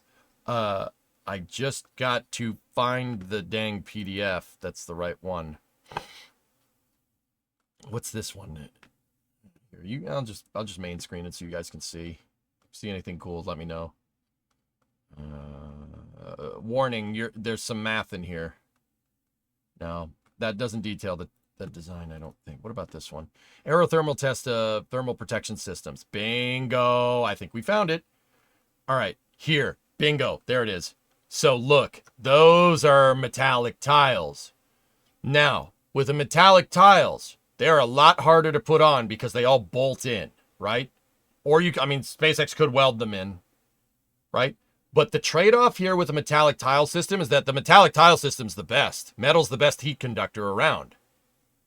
Really, really, really, really good. Like, it's fully reusable. You never, like, if something bumps into it, it's metal, right? You don't need to worry about that, right? So how the Venture Star was going to work is, if you look, the tile has basically a forward-facing plate, the outer edge of the tile, right? They have the outer edge of the tile, and then there's kind of like a heat sink looking thing behind it, right? That's the encapsulated insulation. So basically what Venture Star and what the X-33 were going to do is have a tile that is a titanium plate. That's what these are. It's a titanium plate, right? And then it has cilia backing behind it, all right?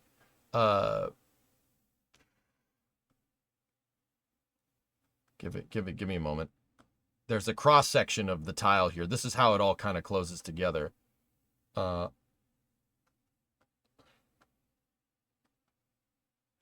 Pictures and diagrams.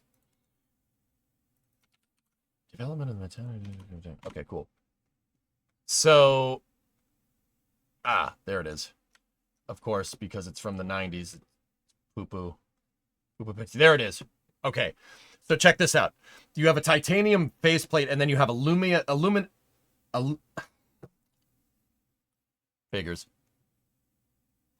insulation behind it inside of an Inconel kind of housing, right? So this is that's the outward, hold on.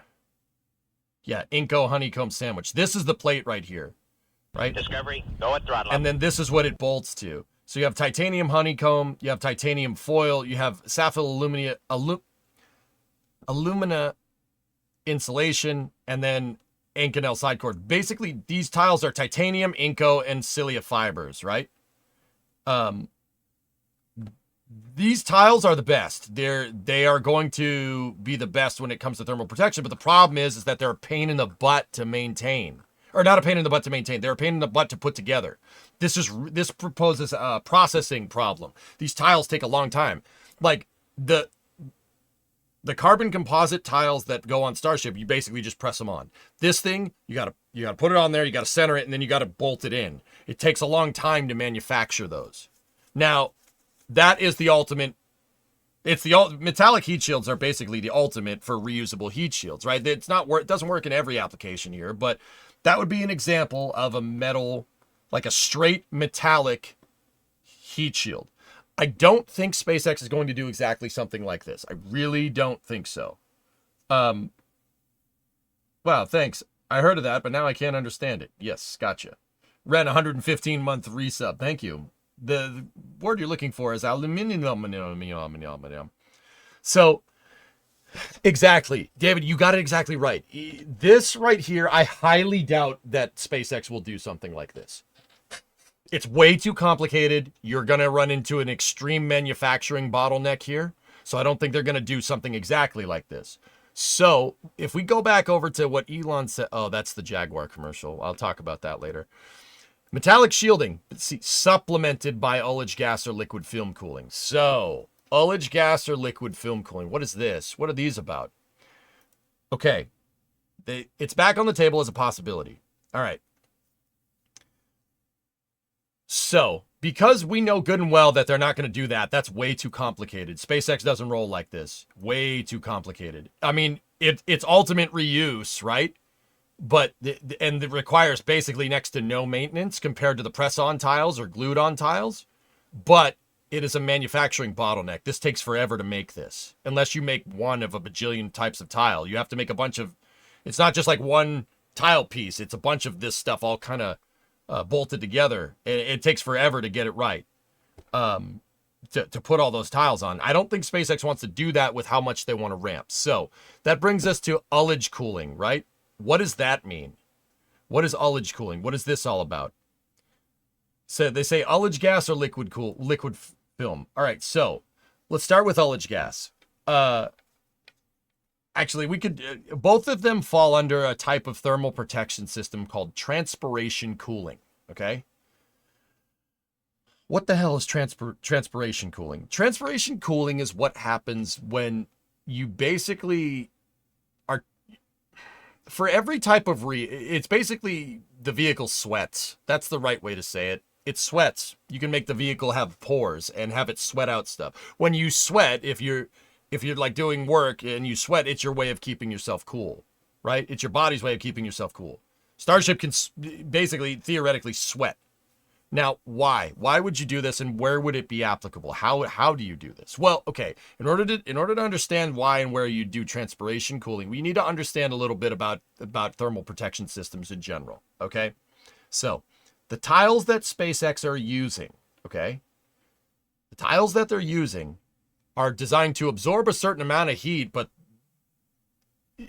they're designed to absorb a certain amount of heat, but even then, they have a critical mass. They can only absorb so much heat before they pop off or something, right? Or they conduct the heat into the stainless steel, which is basically what we saw with Ship 31, right?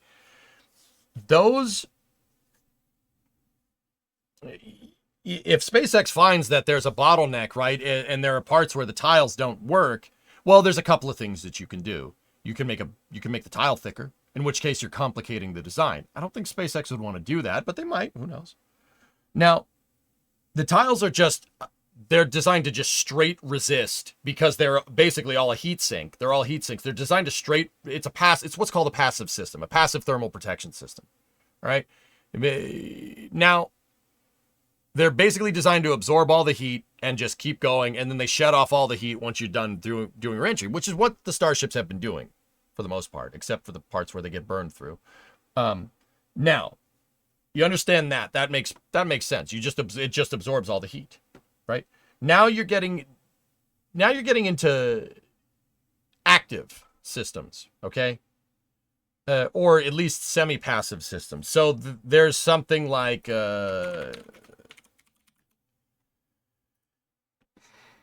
hold on. Now we get into something called ablation, all right? So ablation, or like a semi-passive heat shield here, like on Dragon, all right? Look. And I swear, this all has to do with film cooling, but you have to kind of understand the logical progression here, okay? This is what we've been using for a long time. Now, what does this do? What does a heat shield actually do? And why is it important? Why do we use this way? Well, one, we use it because it's simple, right? The tile is a little more complicated than this. What this heat shield is designed to do is burn off during reentry. Why? Why do you burn off during reentry? Well, when the heat shield starts getting burned, it starts outgassing. Anything that lights on fire you're going to let off gas, right? If you light something on fire, it's going to burn and there's going to be fumes coming from it. The quote unquote fumes from this heat shield film cool the outside of this. They film cool and they protect it. They provide what's called a thermal medium for the capsule. All right. So give me one sec. I got to find another picture.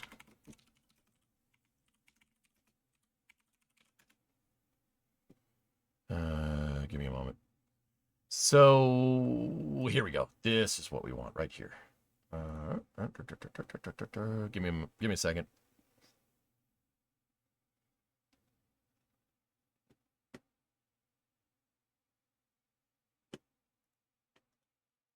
Hey mods, can one of you guys go over into the YouTube chat, please, for a second? So check this out.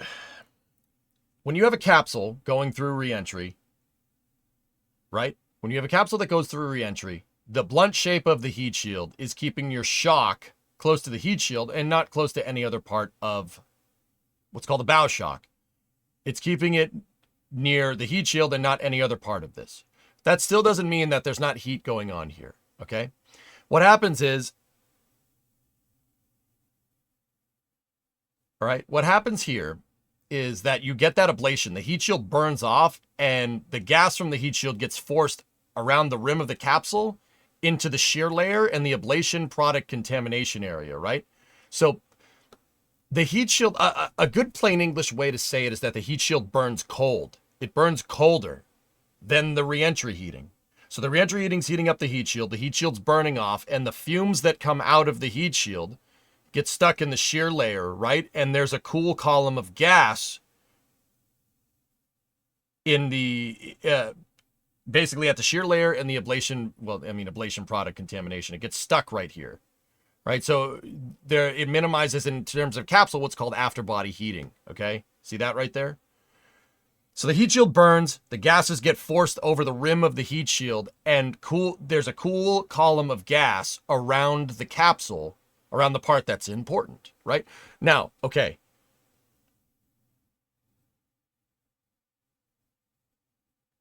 I'm kind of all over the place with this explanation. Now, all right, let's just keep going. So why use an ablator heat shield in the first place? Well, one, you get that cool column of gas, but two, you have to find a way to disperse all the energy, okay? So with a tile, you're just straight absorbing that energy. You absorb the energy. Your tiles are basically a heat sink, right? And you absorb all of it. With an ablator, the heat energy is burned off, or your kinetic energy is converted into heat energy and it's burned off and it's thrown overboard. That's why I call it like a semi-passive system. It's not, it's not passive. The heat shield's actively burning, right? But you get that cool column of gas. Now, that's what you got to remember. Remember that part, okay? The thing about an ablator heat shield is that you have to replace it every time. It's the simplest way, but you have to replace it. Tiles are complicated. You have to place all of them. We talked about metallic versus like non-metallic tiles. Sometimes you have to glue it, and it's a real pain in the butt, real hard to maintain. Heat shields, you don't have to maintain. You'd use them once, and then you replace them. But replacing it, I guess, counts as the maintenance. This is why you really didn't see much capsule use until SpaceX came along with this. I mean, and the way SpaceX is beating this problem is just by manufacturing a lot of heat shields, right? This is why even SpaceX is looking at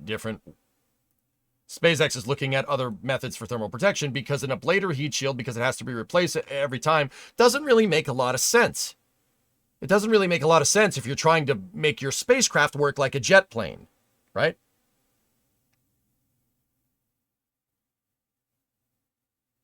But what if you could have kind of best of both worlds here, right? You need something down here that's reusable, right? But you also need that film cooling. This cool column of gas here, where the ablation product contamination happens, that's film cooling. That's what that's called. Film cooling is taking something that's cooler than the heat, whatever's heating your vessel up, and putting it between you and it. Okay, so because the ablator heat shield burns, right, it leaves this cooler column of gas around it. Okay, the cooler column of gas is what protects the rest of the capsule. That's why capsules have a huge big heat shield here, and then actually take a look at Starliner, for instance. Starliner's a good example to show exactly what I'm talking about.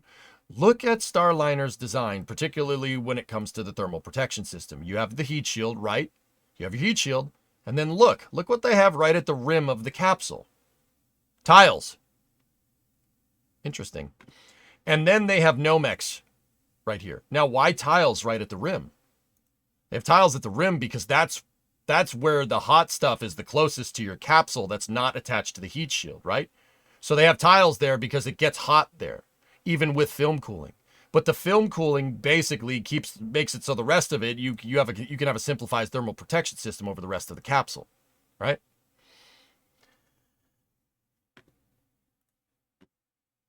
Now, okay, I'm trying to do this with a headache, dudes. I'm sorry if my explanation is all over the place. If this is the first time watching the stream and you know about this stuff and you're listening to it, I know I'm all over the place. I'm trying as hard as I can. All right, so that's what film cooling does. It is a cool column of gas. It's a thermal medium between the hot stuff and you that basically absorbs all the heat. It basically keeps the heat away. It's a boundary that keeps the heat away. Now, Himmel, hey, 8-month resub. Thank you very much. So the entire problem is heat management. Yeah, exactly, Trey. When you go through reentry, you're going to... Coffee helps when my brain hurts. I'm already a gigantic cup in, Fifi. Like, this is not a small coffee mug, right? And I don't want to drink more coffee at 8 o'clock at night or else I'm not sleeping, right? Now, okay, so that's what you got to understand. That's what film cooling is. It's putting something between the hot stuff and you, or whatever you're trying to protect. Here's an interesting thing. In rocket science, it's not only applicable to capsules, okay? There are capsules and heat shields, etc., etc. There are other instances of film cooling. Here, check this out. So, we all like the Saturn V, right? Everybody likes the Saturn V. Saturn V first stage, pretty dang cool. Pretty cool. You ever notice the Saturn V's exhaust? Saturn V first stage engines look a little weird, don't you think? The exhaust coming out of them is very weird looking. Why? Here. You know what? I'm using this as an excuse to one.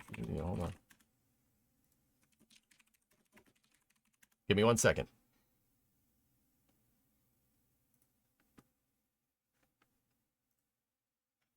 Oh, Verizon.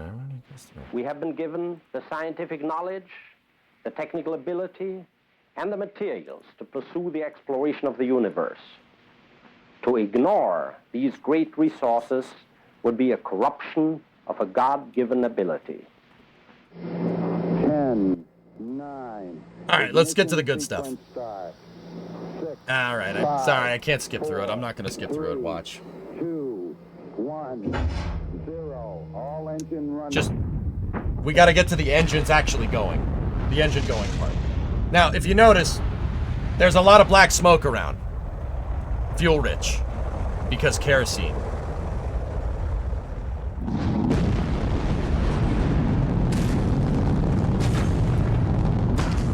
Oh, this video gets me fired up. Every time, dude.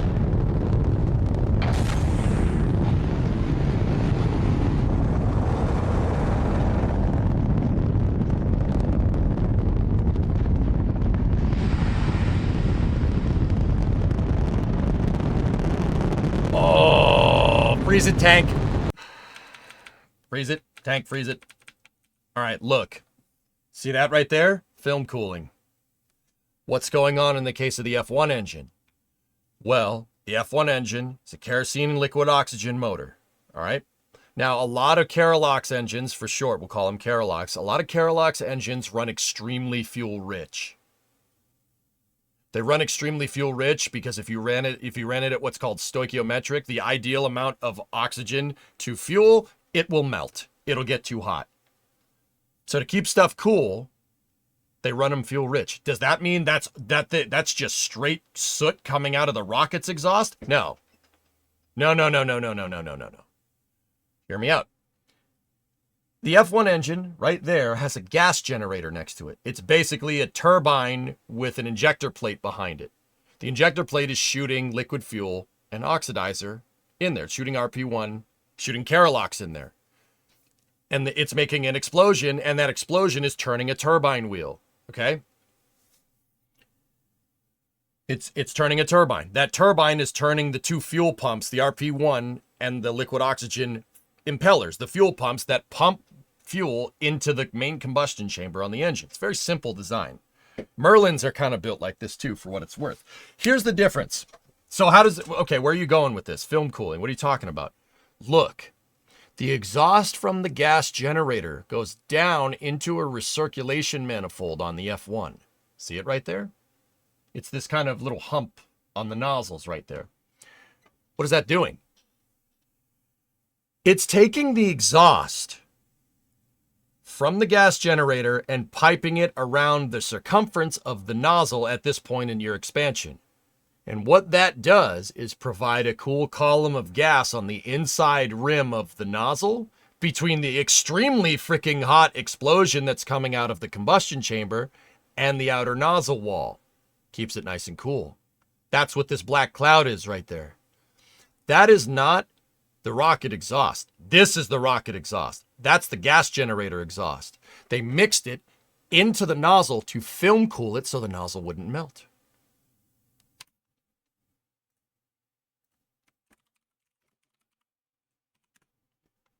Another engine does this that you might know.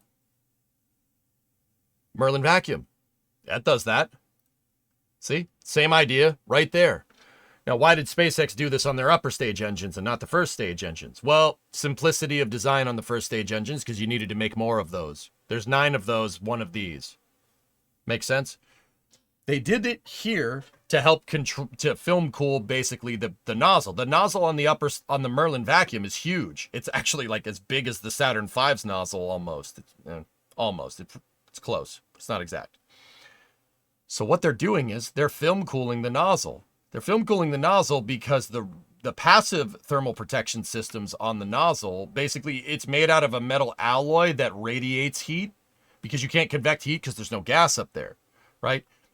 And they have a gas generator going into it to keep the hottest parts of your nozzle nice and cool. Notice how this part of the nozzle never heats up. Well, that's because it's being film cooled. The gas turbine, the gas generator exhaust is being dumped into a manifold, and it's keeping the hotter parts of the nozzle nice and cool. This stuff back here, yeah, it's getting a little, it gets warm back there, but once again, the nozzle, the alloy of the nozzle that radiates heat, basically it's glowing. It glowing is how it gets rid of its heat. That's how it dissipates the heat energy.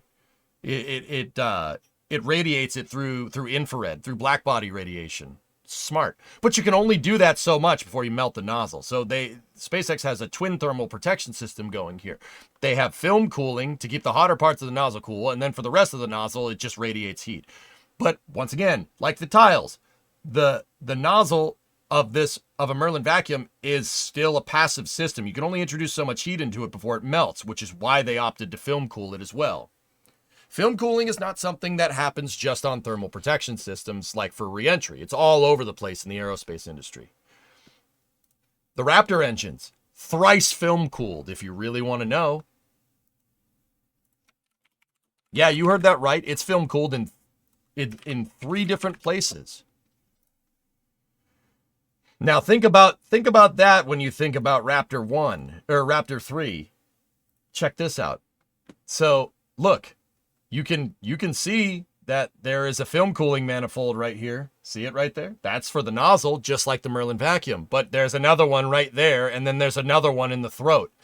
Raptor is thrice over film cooled to keep it freaking cool because of the insanely high chamber pressure that gets involved. There's a really, really hot explosion happening inside of this motor. It's film cooled in the combustion chamber, it's film cooled in the throat, and it's film cooled in the nozzle. That was the only way to do it. It's the only way you can maintain that full flow stage combustion. Now think about that. Think about that when you look at Raptor 3. Plumbing looks quite simple. That motor has one of the most complicated plumbing diagrams of any rocket engine, and that's how it looks. That's one of the other reasons why Raptor 3 is insane. Okay, just on a side note. Nope, I'm in the middle of something. I'm in the middle of this, Ponesistor. Do not interrupt me. I'm having trouble focusing because my head is bumping. I feel like I headbutted a brick wall, or I got slapped in the face with a cinder block. Just give me a second. Just give me a second, man. just give me a second. So, film cooling doesn't just happen with heat shields. It happens in rocketry all the time. It's basically putting something cooler between you and the hot stuff, or whatever you're trying to protect. Could be a rocket nozzle, could be a capsule. There is one other example.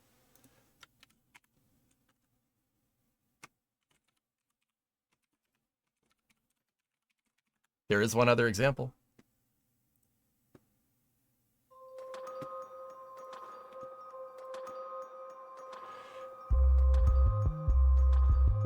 There is one other example.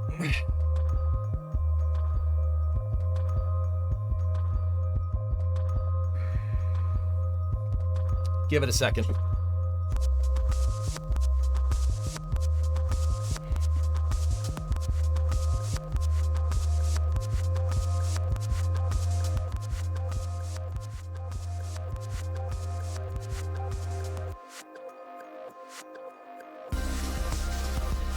Just wait for it. Just wait for it.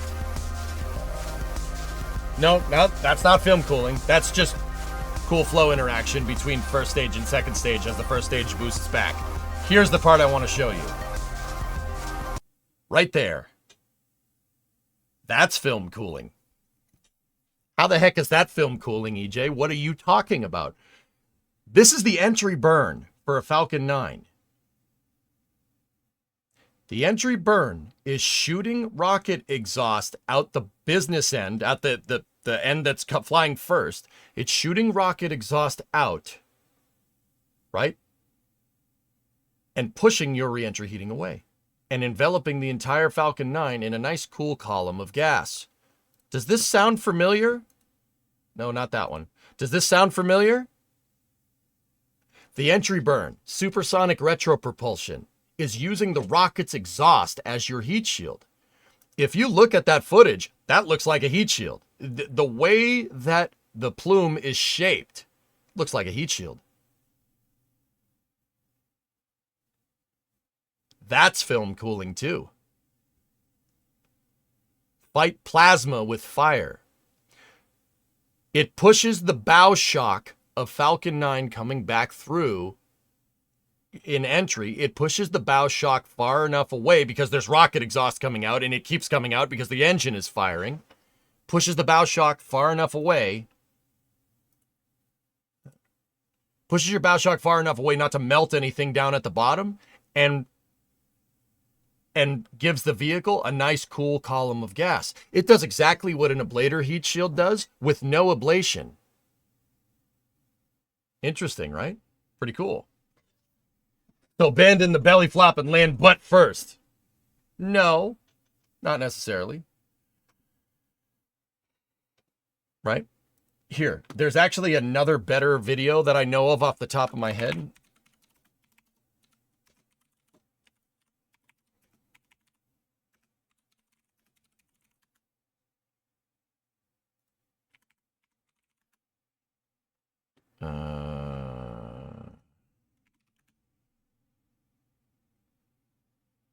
Check this out.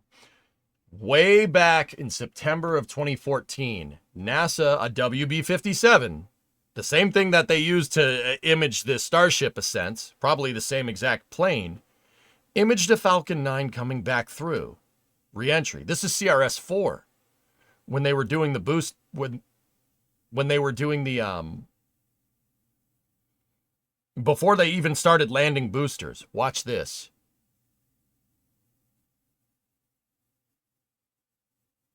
Here is some good thermal imaging of supersonic retropropulsion. This is one of the ways that NASA helped SpaceX get so dang good at doing this whole Falcon 9 thing. They helped them a lot in the early days. Here, watch it when it goes to burn. So right before the burn happens, you could see, look, the shock is not that far off from the vehicle. It's just basically leaving a trail, looking like something that's going to re-enter. Now watch, look. There's your cool column of gas right there. Powered flight through Mars-relevant retropropulsion regime. Look at that. The scale on the right, Kelvin, I think.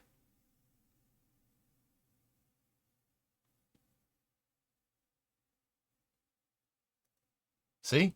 There's your supersonic retropropulsion. That's film cooling too. So, now you know about ablation. Now you know what tiles do. Now you know what film cooling is. Film cooling, the plain English way of saying it, is putting something between you and whatever's hot to make sure that that absorbs the heat and not you. Okay? So, metallic shielding supplemented by an ullage gas or liquid film cooling is back on the table. Now, so that's a metallic shield with stuff getting pushed over the metallic shield. So, ullage gas or liquid film cooling. What does this mean? So what would you do with this thing? What is ullage gas, in case anybody's wondering? In rocketry, right? When a rocket stage fires, okay, you have your fuel and you have your oxidizer tank on top of each other, right? Give me 1 second. I'll show you guys there's a good diagram here. So look at Starship look at the diagram that they have on the left. You have your fuel and your oxidizer tanks. Fuel, oxidizer tank. Now, see there's an open cavity right there. And as the vehicle goes up higher, now they don't show it. Of course they don't show it. As the vehicle goes up higher, you're draining liquid out of this tank. But you got to remember, in order to get the right feed rates and right head pressure in your pickups right here, to get the right pressure to feed into the rocket engine turbo pumps at the right flow rate, you need something kind of forcing that thing down. Now, gravity is what usually does it, right? Gravity will help, but also you have to maintain the pressure in the tank if you want to maintain the right head pressure for your liquid fuel.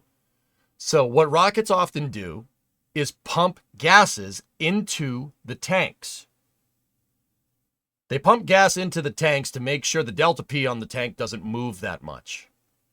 The reason why is because a lot of rockets use tanks' residual pressure for structural integrity, saving mass, right? The extreme case example would be like a Centaur stage.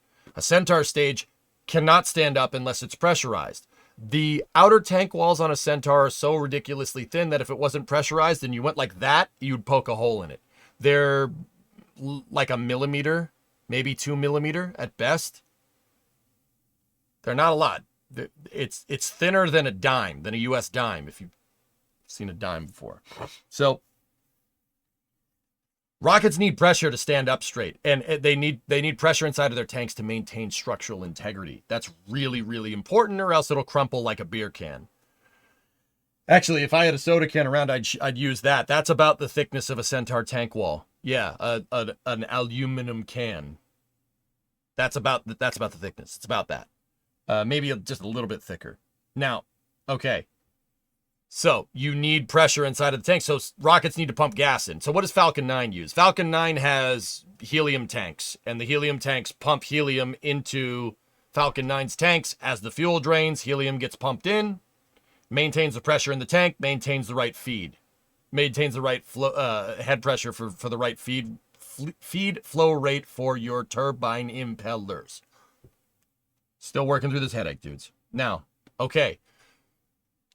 That gas that builds up, that's ullage gas, okay? Now, Falcon 9, every other rocket, except for maybe the space shuttle, uses a helium tank. I mean, the shuttle still had helium tanks, but they use helium for tank ullage with smaller tanks inside of the fuel tanks. And those tanks open and they vent as the rocket engine's firing to maintain the right pressure in the tank, to maintain the right feed, okay?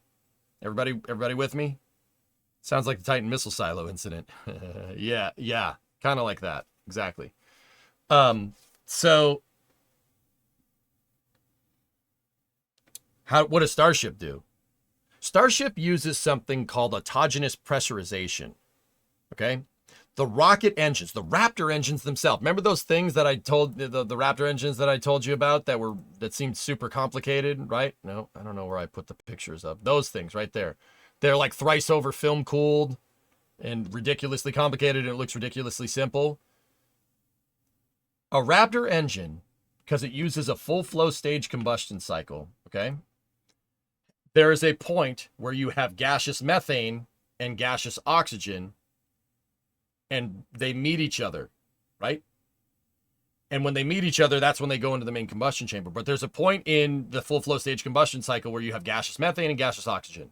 There's a tap off at those points in the Raptor engine's plumbing, and those lines go up the side of Super Heavy or Starship, right? They go up the sides of Super Heavy or Starship, and they repress your tanks. So Super Heavy and Starship use gaseous methane and gaseous oxygen as their ullage gas to keep the pressure constant in the tanks. See those lines right there on the side of Super Heavy? Those are your AP lines. And remember, I said almost every prior launch vehicle uses helium instead of autogenous pressurization. There's only one that doesn't. SpaceX didn't come up with this idea. That's what I'm trying to tell you.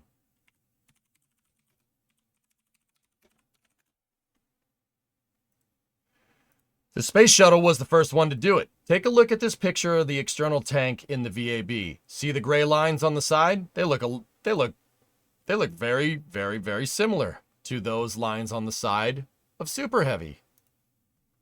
Check it out. Space shuttle was the first one to do autogenous pressurization. There's your GOX line, gaseous oxygen line, and then there's your HASGAS GH2 line right there. Note that the HASGAS, the GH2 line, goes to the top of the hydrogen tank, and the GOX line goes to the top of the oxygen tank. Pretty straightforward. Everybody got that? Ullage gases. Now, because the ullage gases came from the rocket engine, are they cold? Well, yeah, of course they're cold. But they're sitting in a tank with cryogenic propellants. So it's possible, in terms of Starship, going back to over here, it's possible to have ullage thrusters or just an ullage vent in the right spot to film cool your metallic thermal protection system. Now, I know what people are going to say. Well, EJ, if they do that, don't they run out of tank ullage and won't your rocket crumple? Yeah, it's possible. If your engines keep firing, sure. As long as your engines are firing, you can maintain ullage gas. In fact, Starship needs to dump ullage gases. The Raptor engines actually generate too much. They need to dump ullage gases. You guys remember when Booster 12 landed, that big fire coming out the side? That's what that was. They're dumping excess ullage gases, and the ullage gases were lighting on fire. Fun fact. I'm trying to see if there's a point where we can spot them dumping ullage. Oh yeah, here, check this out. Watch.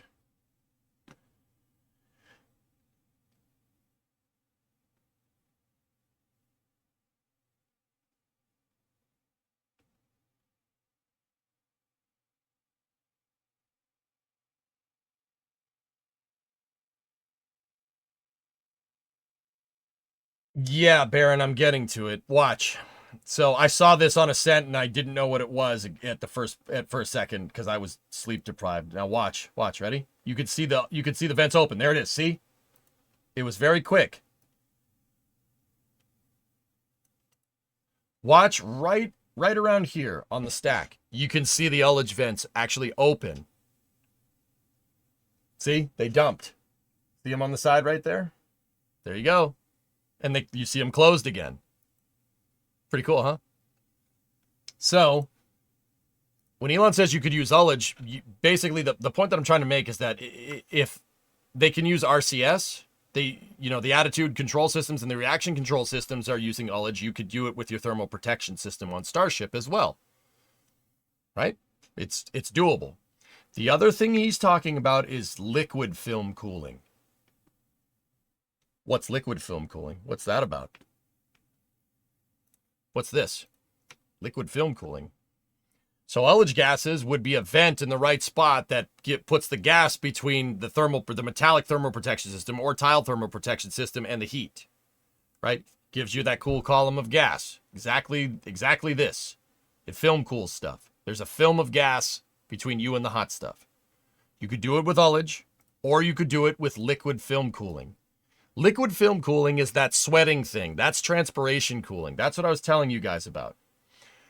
Transpiration cooling is basically when you're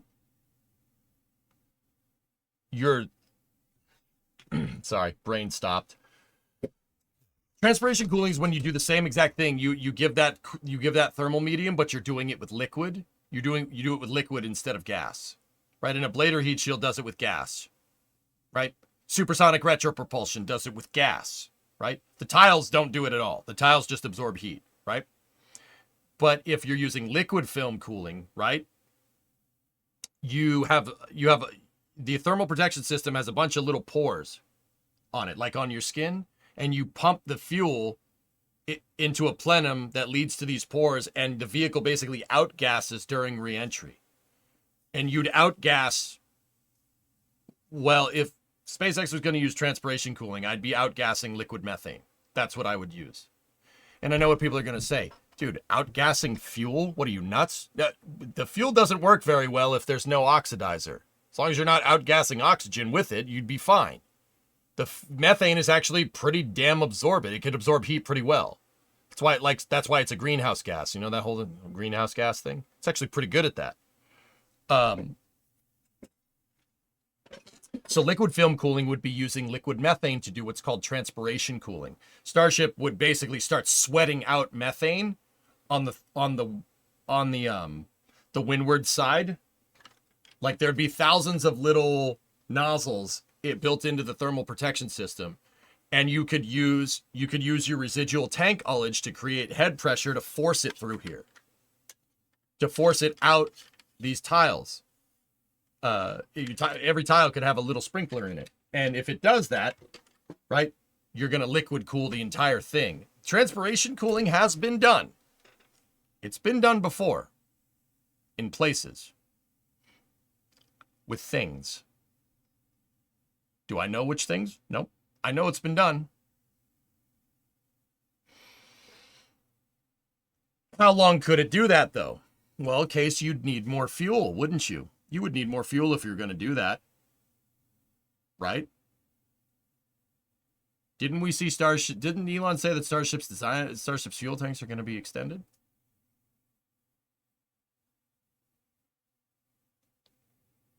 Places. I've seen it done in places. That's all. Seen it done in places. I don't know what places, but I've seen it done in places. You'd have to carry more fuel. But see, here's the thing. Remember, there's always a trade-off. So let's go back to tiles for a second. A metal tile is complicated to manufacture, but you never need to maintain it. Now, SpaceX is looking to mass produce Starships. That doesn't really work. That doesn't really favor that. So that's why SpaceX went with that press-on fibrous tile. It's very easy to install. You can mass produce a lot of them, but they require maintenance. So you can manufacture a ton of these things, but it needs to be maintained. If something comes off and hits it, you need to replace it. You never need to replace the metal tiles, ever. Never need to replace those. Transpiration, but see, once again, a full metal tile with no transpiration cooling is going to be, like I said, complicated. If you just had a straight passive metal tile that's easy to install and easy to mass produce, and you supplemented that with ullage gas or liquid fuel film cooling, you get something that's easy to manufacture, you get something that's way less mass, right? And easy to install. The trade-off is that you got to carry more fuel now. But because your thermal protection system is so much simpler and potentially could be so much lighter, does the mass of fuel outweigh the mass of your tile protection system? If it pushes, or if it's less, transpiration cooling makes sense. You need a much simpler thermal protection system, a much simpler passive thermal protection system. If you're film cooling it, it doesn't need to be nearly as complicated. That's why Elon is toying with this in his mind. That's what he means by this statement. Right now, SpaceX is going through trade-offs. Do we keep manufacturing tons of these tiles and then have them fall off and try to shim the stupid things and glue them and get them all right, blah, blah, blah. That's the problem that the space shuttle had. Guys, that's the problem that the shuttle had. The shuttle had this problem. The tiles were supposed to be one and done. They were never one and done. Now, The reason why the space shuttle had problems with tiles is because their tiles weren't fibrous. They weren't unifibrous, composite. They were silicate-based, so they were basically a very porous rock. Yes, you heard that right. They glued a bunch of rocks to the bottom of the space shuttle. 30,000 of them to be precise, or ish. It varied between each orbiter. Here's the thing. The tiles on the shuttle almost have the consistency of sand. Give or take. It's close. Right? If you've ever touched them, they're rough. Right? It feels like sticking your hand in sand. Right? Very good at absorbing crazy amounts of heat. Very good at it. Picture a beach in your head. What's happening? You have sand, you have the water, you have the waves crashing onto the sand. What does the sand do? It absorbs all the water. Sand's really good at absorbing water. So were the shuttle's tiles, so much so that they couldn't get the water out. And it turns out that the adhesive that they used to glue the tiles to the skin of the orbiter is water soluble. Whoops! Didn't think that one through. Hey, rather be flying an X-Wing with a $20 super chat. Mrs. X-Wing here, 18-year paramedic, recommends pain meds, lots of water, electrolytes, and putting your feet in very hot water. It helps with the pressure in the blood vessels. Boba Fett, dear, you're no good to me. You're no good to me, dead. All right, X-Wing, will do. I got the fluid intake on lock here. Thank you very much. Doesn't plasma like to stick to non-smooth surfaces?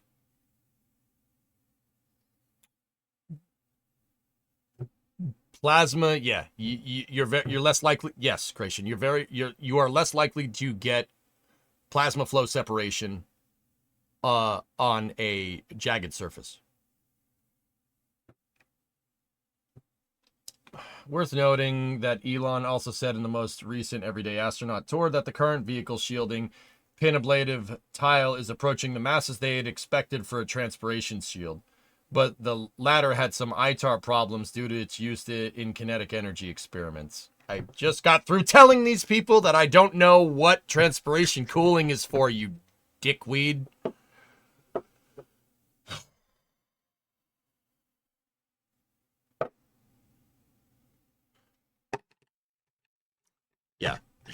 Yeah, there you go. Nukes, guys. Nuclear warheads have transpiration cooling. Certain designs, older designs, I should add. Believe me, they figured out a way to not do that. The thing about transpiration cooling is that it's also a little bit difficult to manufacture. But we're approaching a point where it's not that bad anymore. Not necessarily in the application of like transpiration cooled nuclear warheads, right? Where do you think they got the idea for reinforced carbon-carbon on the shuttle? They just had this random crazy wonder composite that can just straight up resist bow shock heating. And oh yeah, let's put that on the shuttle. It's fine. Yeah, where do you think they came up with that? Older ICBM designs have transpiration cooling, guys. Old ones. Very old ones. They have other ways of doing it now. Now, with all that being said, yeah, transpiration cooling might be a little bit difficult to manufacture it correctly. But if done right, yeah, you can simplify the mass of your heat shield because you're simplifying the mass of your heat shield and you're replacing it with fuel.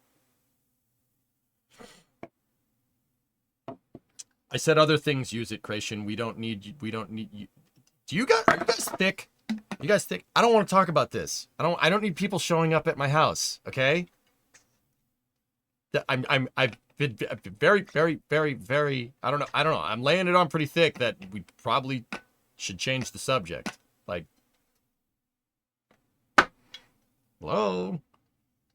Read the room, man.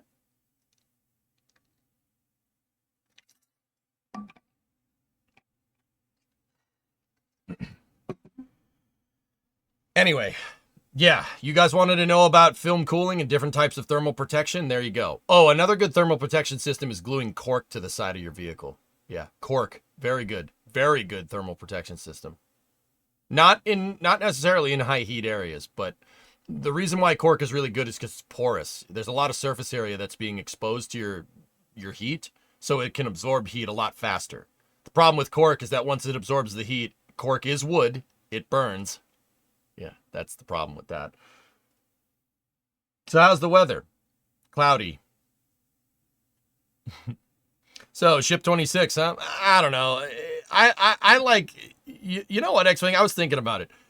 I hate ship 26 just because Kevin incessantly likes it so much. And I've decided that that's probably not a healthy thing to hate something that somebody likes a lot. But it's Kevin, so sorry, Kevin. Sorry. Yeah, they're scrapping it onwards and upwards. If anybody thought ship 26 was sacred, you're crazy. SpaceX scrapped SN-15, a starship that flew. Nothing is sacred in Starbase. Scrap it all, you know. Stoke have an interesting heat shield design. Stoke's heat shield is liquid fuel, is liquid film cooling. Yeah, that's a good point. That's a good point to bring that up. I've got a couple picks that I think you and chat would like, Pi. Oh, all right.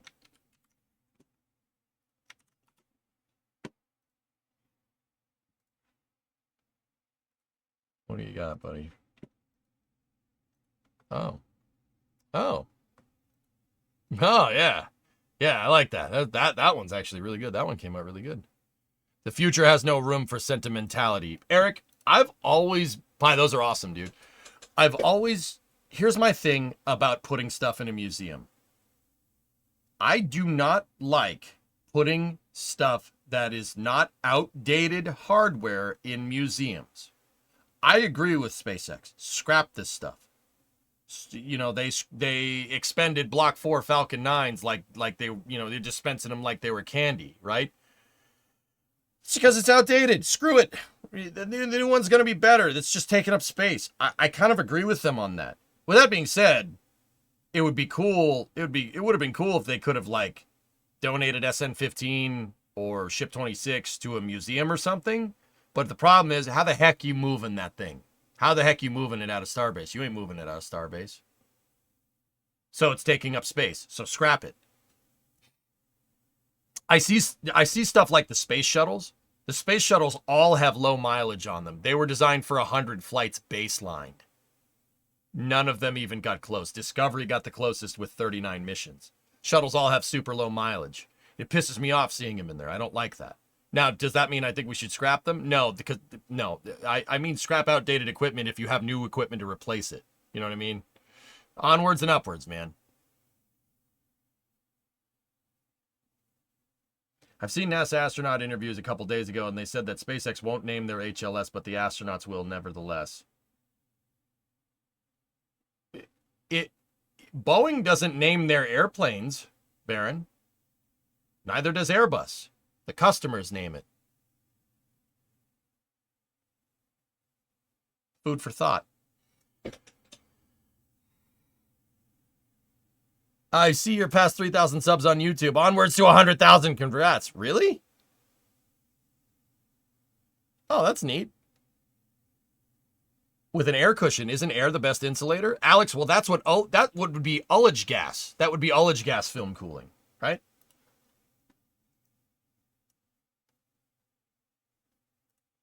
By the way, they have white tiles now, mostly used in the vehicle nose. You guys have been really, really trying to get me to see this picture here.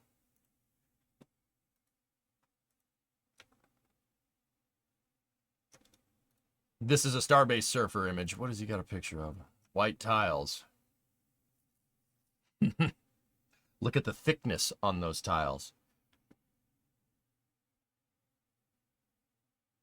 Cough, Dreamliner, cough.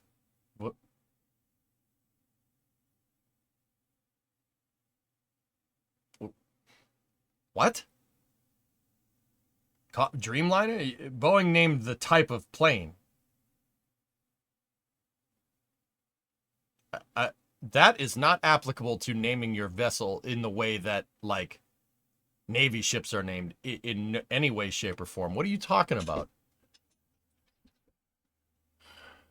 It reminds me of that one X post where the guy was like, everybody just twist words. Everybody on X just twist words. You know, you could say I like waffles and somebody would reply to you, so so you hate pancakes. No, that's a different sentence. Be quiet. That's a different sentence. Shut up. And I like waffles and pancakes. Now I'm hungry. And this is your fault, Creation. Look at what you did. Now I'm hungry.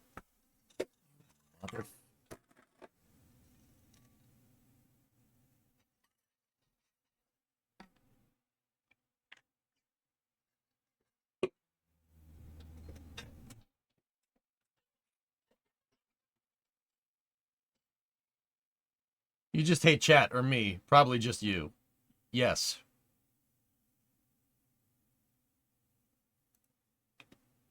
Hi, hungry. Oh, anyway. Did that, was that sufficient, Trey? Do you understand this a little bit better now? That explanation was all over the place, and I actually kind of want to take another stab at it, like in a more structured way. But yeah, that's the gist of it. Film cooling is putting something between you and what you don't want to melt. Or what, the hot stuff in you. Excuse me. Spacecraft actually have tail numbers the exact way an airplane does.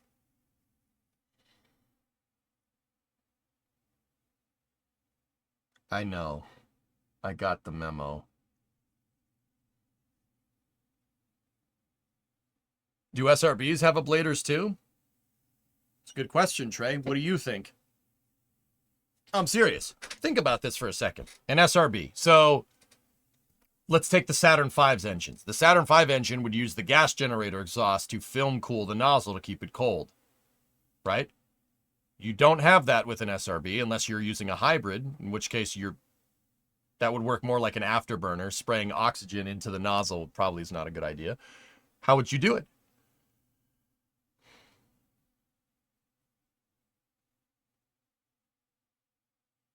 If you guessed make the nozzle out of heat shield, make an ablative nozzle, yes, that's right. Yep. The SRB's nozzle is made out of heat shield, so to speak. Yep. And it does the exact same thing. It film cools the nozzle. On the shuttle SRBs, for instance. Film cools them. Yep. There's no other way to do it. You don't have any liquid oxygen. You don't have any cryogenic propellant. How are you going to keep the nozzle cool? Make it out of heat shield. It depends on the SRB design, Ben. Some SRBs have an ablator throat. Some have an ablator throat. Some have an ablative nozzle. The space shuttles have an ablator nozzle. In the case of the space shuttle SRBs, the RSRBs, and SLS's SRBs, the nozzle is actually detachable. In the case of the shuttle, they're detachable. The SRB would actually dump the nozzle right before it splashed down because you don't need it. And then you could bolt another one on. Fun fact time. Just because it's a solid rocket booster doesn't mean you can't have an ablator nozzle. Okay? Anybody know what that is? Just don't look up here. Anybody know what that is?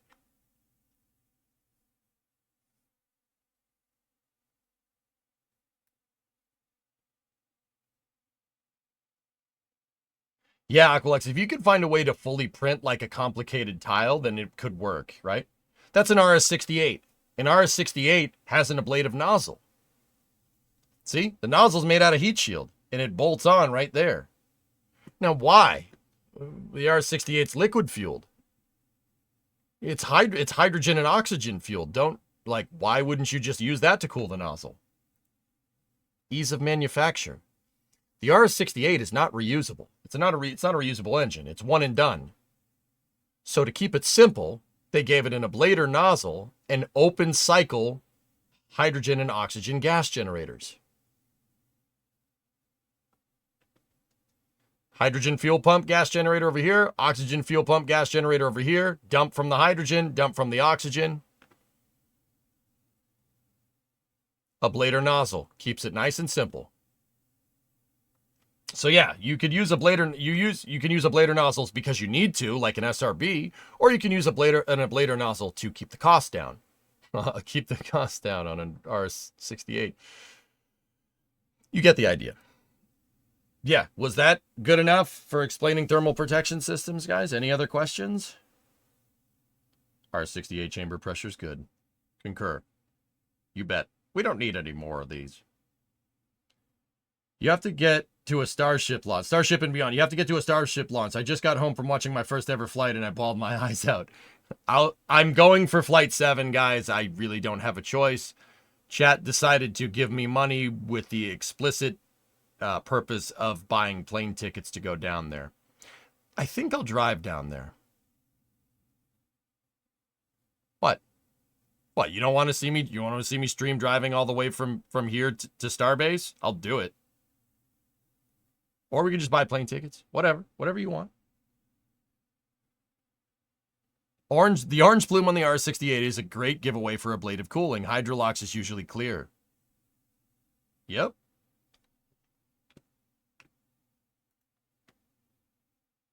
That's Inco and that's titanium. Yeah, that's stereolithography, Aqualex, isn't it? How long does it take to drive?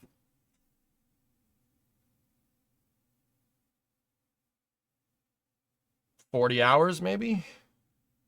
48 hours? Selective laser... Oh, laser sintering. 3D printed. Even better. What's further?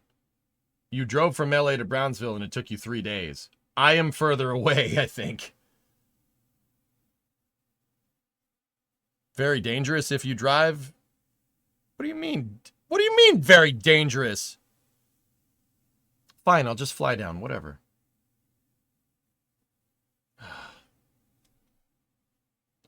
Let's make it fun. I was trying to do another. I would have streamed the road trip. It would have been a good time. Just saying.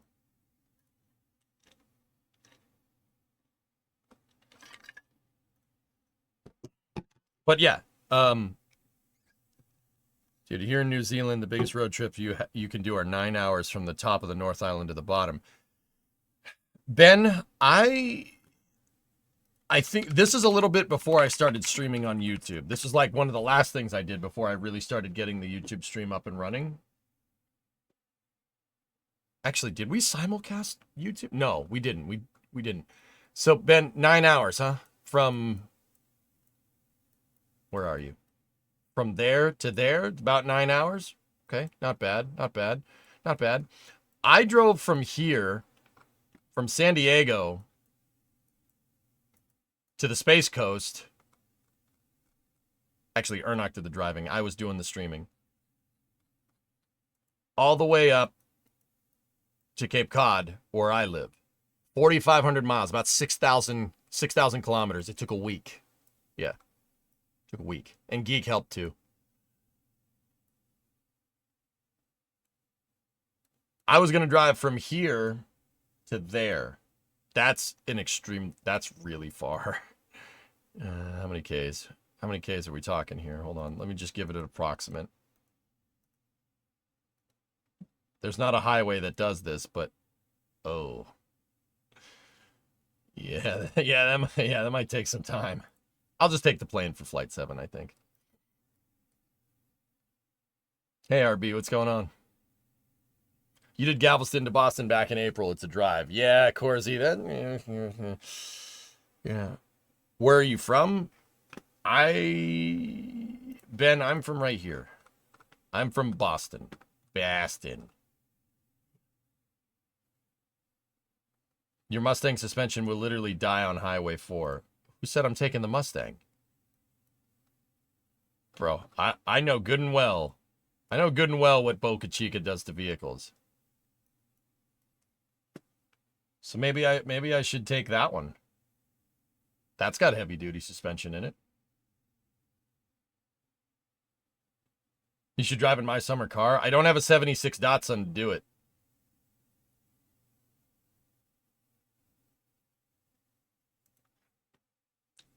Just a thought.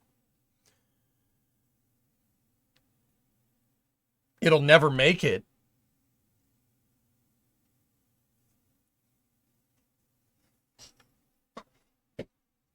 Is that so?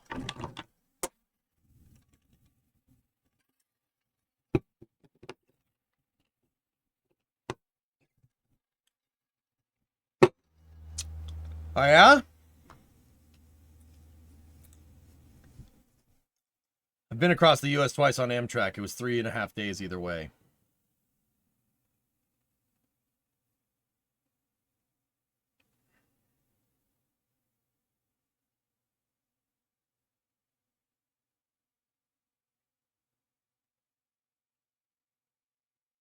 Fly and make Jack show for you around. Ooh, I do like that. I agree with Mutter. It's a Ford. It won't make it. Guys, I fixed S-Master's Jeep. And my work on his stupid Jeep got it to Boca Chica from my house. If I can get a Jeep to go that far, we can get the 59 to go that far. All right? You can say whatever you want about the Blue Oval. Jeeps are pieces of junk. Even Jeep people will admit this, okay? Even Jeep people admit that Jeeps are pieces of trash. But they're cool, so it's all right.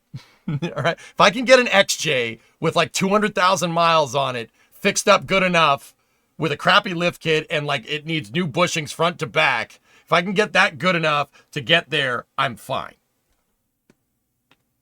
Okay? I'm fine. Jeeps are junk and everyone knows it, even Jeep people, okay? Speaking of Jack, you could fix his vehicle. Yeah, David, I've actually talked to him about that. Yeah, I could fix it. We could fix it. I'm a wrench. Like, I'm not the best wrench around, but I can fix stuff. Anyway. But yeah, I am going to Flight 7. This is me committing it on the internet. I can't take it back. Yeah, that's what we're doing.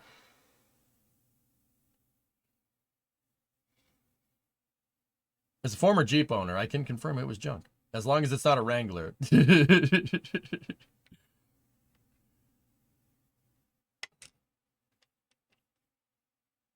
Confirmed, yep, the Jeep was cool and I was a piece of crap. Dude, I drove around a Jeep Cherokee, okay? I had one. It was a hand-me-down from my sister. I've driven one around. Yeah. And let me be real. My sibling does not take care of automobiles very well. So it was junk when it was handed down to me. I drove that around in a couple of winters. It's cool, but it's a piece of junk. Why not wait till Flight 8 for booster and ship? Why not both? Your truck will die in Tennessee, Arkansas at best.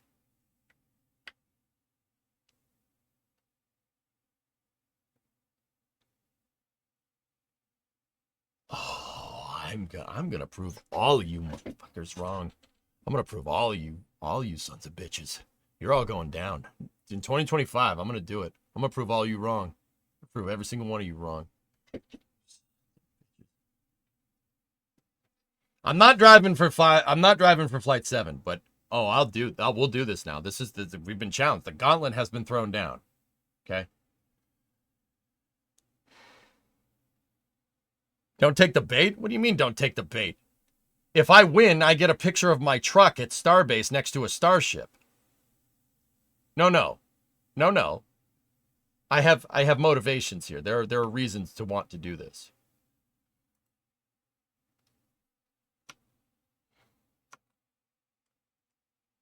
What if Flight 7 is in 2024? Then I got a real big problem, Bastardo. No. I agree with whatever's going on. Chat just scumbagged me into driving my truck like 10,000 miles. Crap. If you were to break down in Tennessee, I will come help fix it. All right.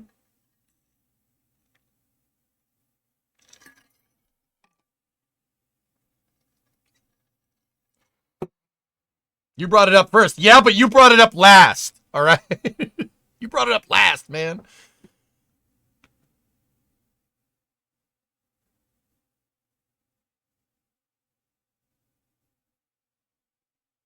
Your truck won't make it. You're trying to help me? What do you mean you're trying to help me?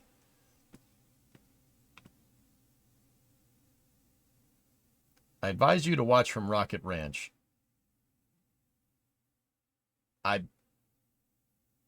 Yeah, okay. Stop by WPAFB on the way. Make a real trip of it. Right, Patterson Air Force Base. Okay, cool. Yep. Maybe. How about this? Restore the Coronet, then drive that to the first manned Starship launch. X-Wing. So, X-Wing with a $5 super chat. I may have some standby buddy passes. It's not guaranteed if you're on standby, but you only have to pay the cost of tax. Standby buddy passes for... What is that, X-Wing? Oh, wow, Brimo's entered the chat. My back would prefer not to take the 59 to Boca Chica. Man.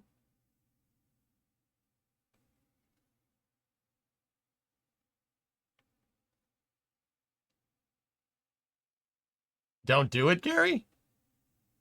Oh, it's for a plain standby buddy passes. No, chat. No, I've been compensated with the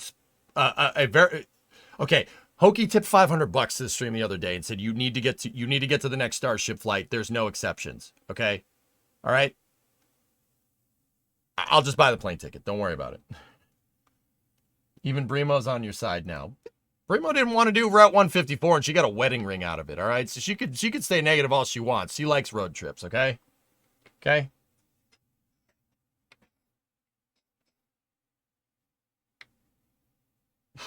Tell me I'm wrong. Tell me I'm wrong.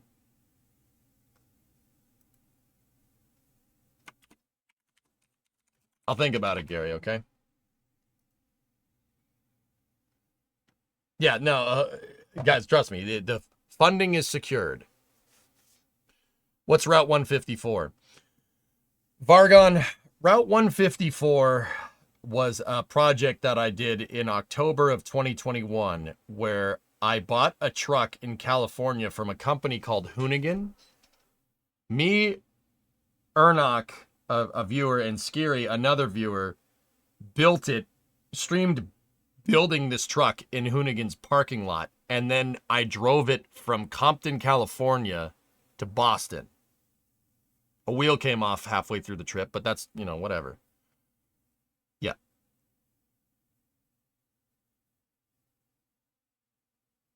If you plan to drive, or when it breaks down, you better have a tow package with a trailer. You guys suck. Skiri's the IMSA driver, right? Yeah. Yes, Fargon. Yep. Skiri helped me procure parts around Southern California to fix this thing. Me, him, and Ernok threw this thing together in a parking lot, and then I drove it home. It still runs for what it's worth. Guys, the 97, it's tough enough. I don't know what to do with it. It doesn't die. Like, I don't want to go like doing crazy stuff to it because it's perfect. The thing works, it drives, it starts every time. I drive it all the time. It's a super useful 8-foot long box that I can use to move stuff around. Like, it's awesome. And I don't want to take it apart because it's great. The truck's perfect, man. Straight out of Compton. That's right.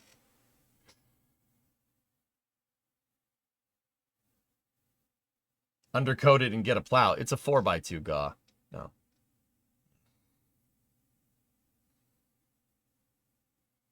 Have you considered tying a ratchet strap to the wheel and then to the bedside? Nice try, Cody. What's a good place to find an old truck like that? Corsi, you want someplace, okay. What kind of truck are you, what do you want? What kind of truck do you want? You want just something like mine? 97 F-250s are everywhere. The key is finding one in good condition. Finding one with no rust, because people just used and abused those things, because they don't die. Everything else rusts out before the thing breaks. I saw that clip today and it made me sad. Illness, yeah, I suppose, but dude, square body Chevy parts are a dime a dozen. It's not like you can't replace it. And Whistling has enough money to buy like 50 beds for that thing. And he knows enough people to make 50 square bodies from scratch, dude. I wouldn't worry about it. Yeah, you generally, I could find a trailer to meet you around Chicago. No. It's good, dude. It's good. They're junk. That's why you can find them anywhere. Yeah. Keep telling yourself that, Bear. I don't see any 90s Chevys trucks around here. I see 90s Ford trucks around here all the time. Yeah. Yeah, you keep telling yourself that. Can you wrap up? I want to eat waffles and watch Star Trek. So Corsi, you're going to find one in a place, in a climate with low humidity. So Texas, Arizona, New Mexico, California, Utah, even parts of Colorado. That's where you can find them not rusty. Actually, okay. You guys really want to learn something interesting about flipping and fixing old cars where you can't like just go to a dealership and get parts? Here's the trick. You want to find interior parts? Look up north. You want to find a good chassis or a good metal for a car? Look south. That's the trick. Interiors on cars up here tend to last a lot longer because of the humidity. Down south, where there's no humidity, all the rubber cracks and dries out, and it basically ruins the car. If it rains once, it's going to start leaking inside of the car everywhere and ruin the interior.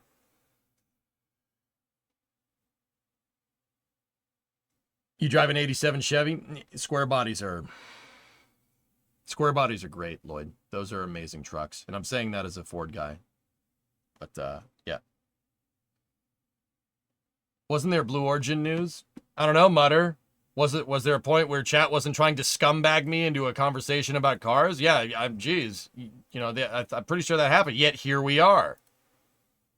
No, there's a little bit more space news. I hope, like, once again, big, had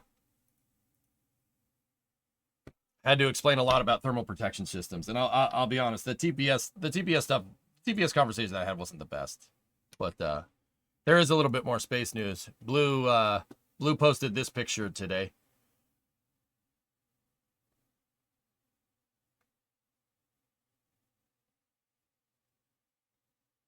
Nice pie.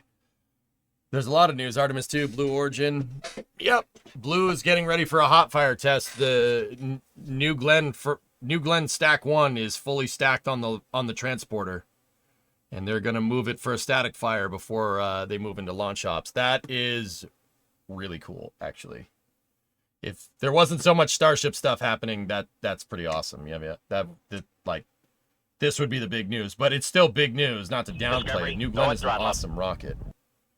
But yeah, Blue posted that today, which is pretty cool.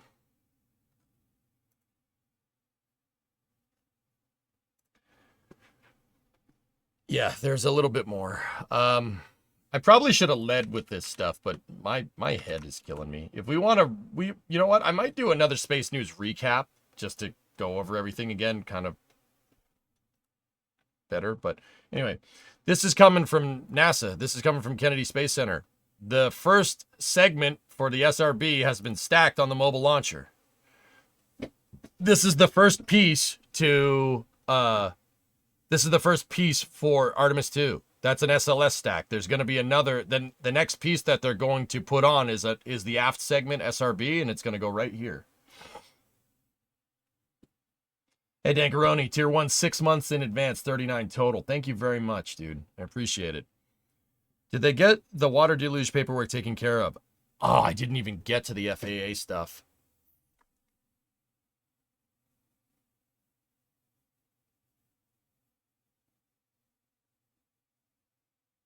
You know what?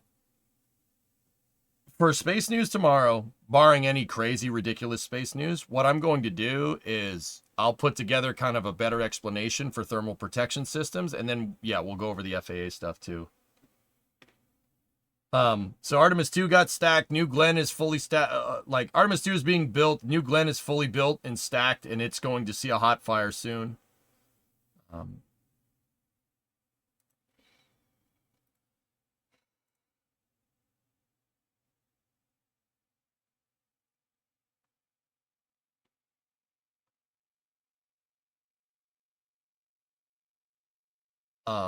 Did you hear that Roadkill is being canceled? Yes. Not just Roadkill, RB. Roadkill Garage, Engine Masters, Roadworthy Rescues. Dirt Every Day already got canned. That really, really, really makes me hate Discovery. I actually, you reminded me, I gotta go cancel my Discovery Plus subscription, like now. Wasting money with those fuckers. Jacqueline left port today, so not too long. Really, Vargon? All right, dude. Still have stay tuned. Oh yeah, did Hot Rod Garage get axed too? I'm pretty sure it did, yeah. Dirty Every Day was awesome, Cherokee. Yeah.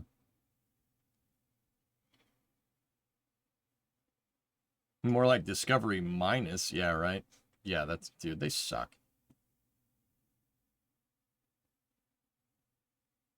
That would be like, you know, what Discovery's doing nowadays with other good shows would be like a car company trying to make a fashion statement.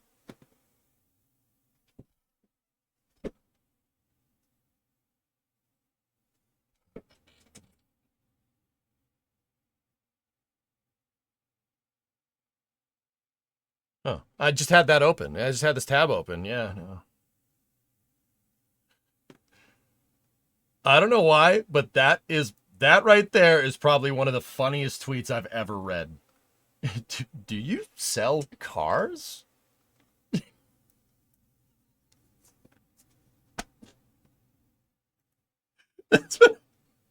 I'm sorry. Dude, I saw that on stream yesterday. I cracked up. That's really funny. Do you sell cars? What do you do? What would you say you do here? You know? Oh, I don't know, Angry. Look down. They responded. Yeah, I saw it. Yes, we'd love to show you. Join us for a cuppa in Miami on the 2nd of December. Warmest regards. Oh, he said yes. That makes it even better. He's like, yeah, I'm going to show up. Hey, whatever they're doing, it worked. It got Elon Musk. It got Elon Musk. Just saying, man. Like, maybe there's something to that, you know?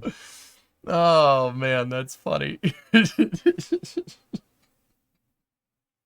Do you sell cars or, you know, task failed successfully?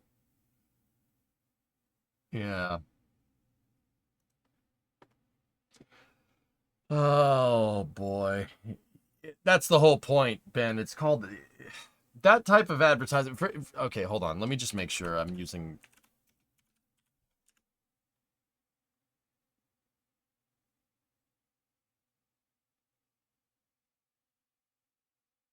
Yeah, okay. That form, yeah, I just wanted to make sure I got it right. It's been a while. That form of advertising is called avant-garde advertising. It's supposed to look ridiculous. It's supposed to look ridiculous. It's supposed to look over the top. It's something you wouldn't expect from a car company. And so why? Why do they do it? Because it got your attention. That's why they did it.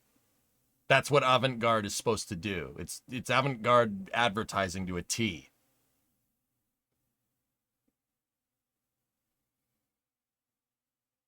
Does Discovery have anything that's even worth watching anymore? Yeah, I don't care.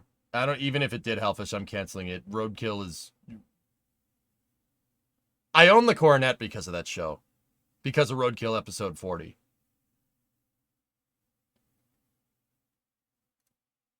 I'm definitely not the target audience. It makes you not want one. Yeah, Angry, that's fine, but it got your attention. That's what advertising is about. Now you know that Jaguar is doing this ridiculous, stupid thing, right?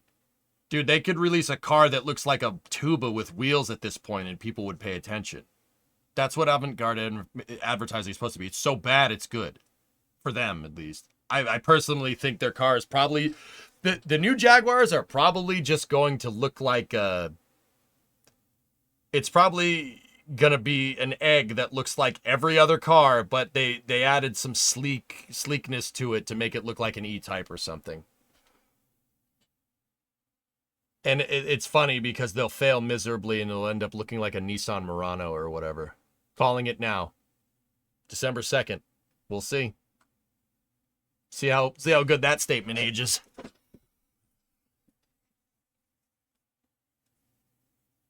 If it doesn't make you buy it, it makes you talk about it and someone else you talk to might, right? That's the point. The advertising, I get what the advertising is doing. I just think Elon replying saying, "Do you sell cars?" is really funny. That made me laugh. The Nissan Juke. Yeah, exactly. It's gonna RV exactly. It's gonna look like a Nissan Juke with a Jaguar logo on it. Calling it now. I'll get back to you. We'll see.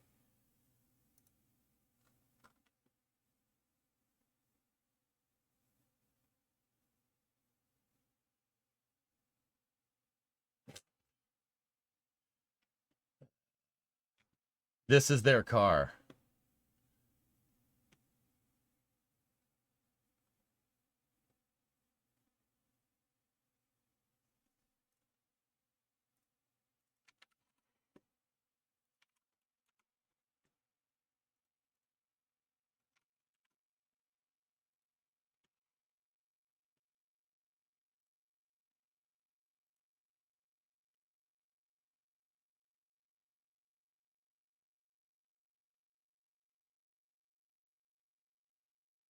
All right, Trey. Gotta hop off. I'm going to apply for a NASA internship. Wish me luck. Sorry my explanations about thermal protection systems weren't the best today, dude. My head's still killing me, but yeah. Yeah, if you have any questions about that stuff, yeah. Jaguar sus, sought vent.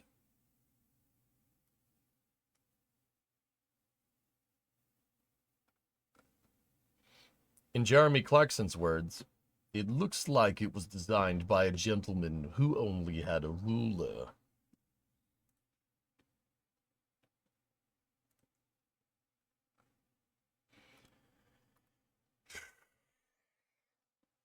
Oh, you know what we didn't get to? I didn't get to going over this stuff. These renders. We'll do that tomorrow, dudes. Yeah, we'll do that tomorrow, and we'll talk about more stuff from there. That looks like the side of a Jetsons toaster. Should have rebranded it to Jag. Drive a Jag. Yes, Jag.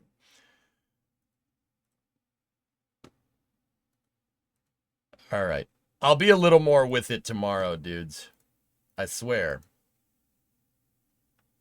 Notice in the HLS in the first pick has no livery. Mistake or no?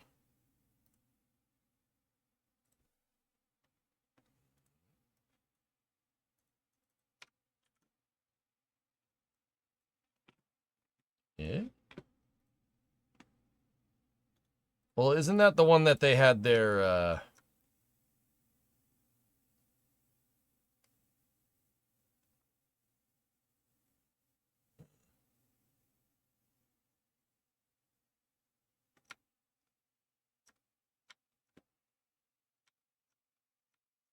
well, the NASA logo is over there.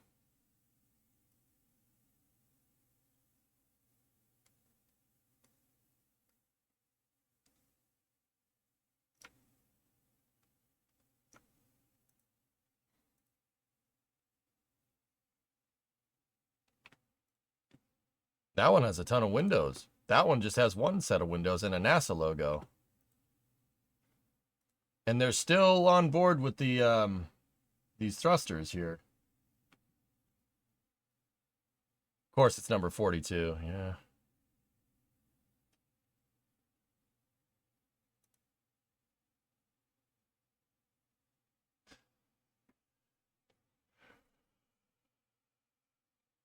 The HLS looks different in the fourth picture. I don't think that's HLS. I think that's a depot Starship.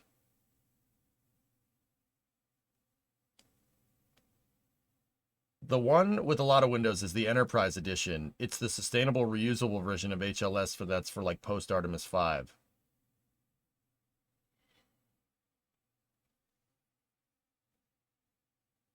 No wings or flaps. How do you know what a depot ship's going to look like, Alex?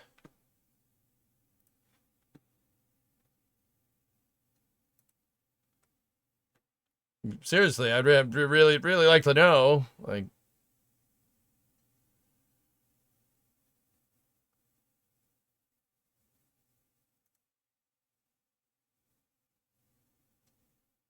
you can see panels for the deployable solar panels.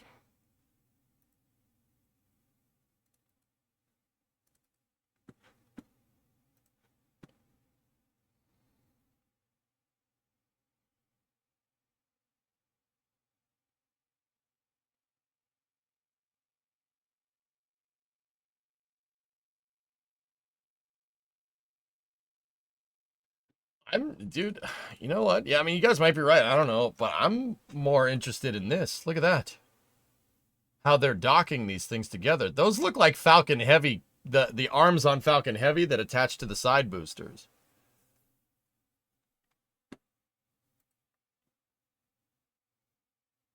Oh, the leaked HLS stuff. Yeah, I got you. Yeah, okay, maybe. Honestly, I don't really care as long as they get it done. I know what you mean, man. I know what you mean. It is cool to theory craft about this stuff, though, Alex. That's for sure. Dude, you know, I thought Starship would look stupid with the flaps up high. It actually doesn't. That looks pretty rad. It looks pretty cool. See, what I'm wondering, dudes, EJ's wild opinion time. What I'm wondering is when they get rid of the aft flaps all entirely and put a biconic reentry mechanism down here. So basically just make the back kind of blunt down here, make it flat on the bottom, and then just modulate your angle of attack there. But then again, you're losing pitch control if you do that. Well, not pitch, you're losing yaw roll, so they probably wouldn't do that, but that could be done. I think it looks good, Pi. Yeah, it looks pretty neat. It looks like how the external tank hooked to the shuttle, if I ask you. Yeah, I guess I can see that. Elon said they want to remove the forward flaps, but keep the aft flaps years ago. Yeah.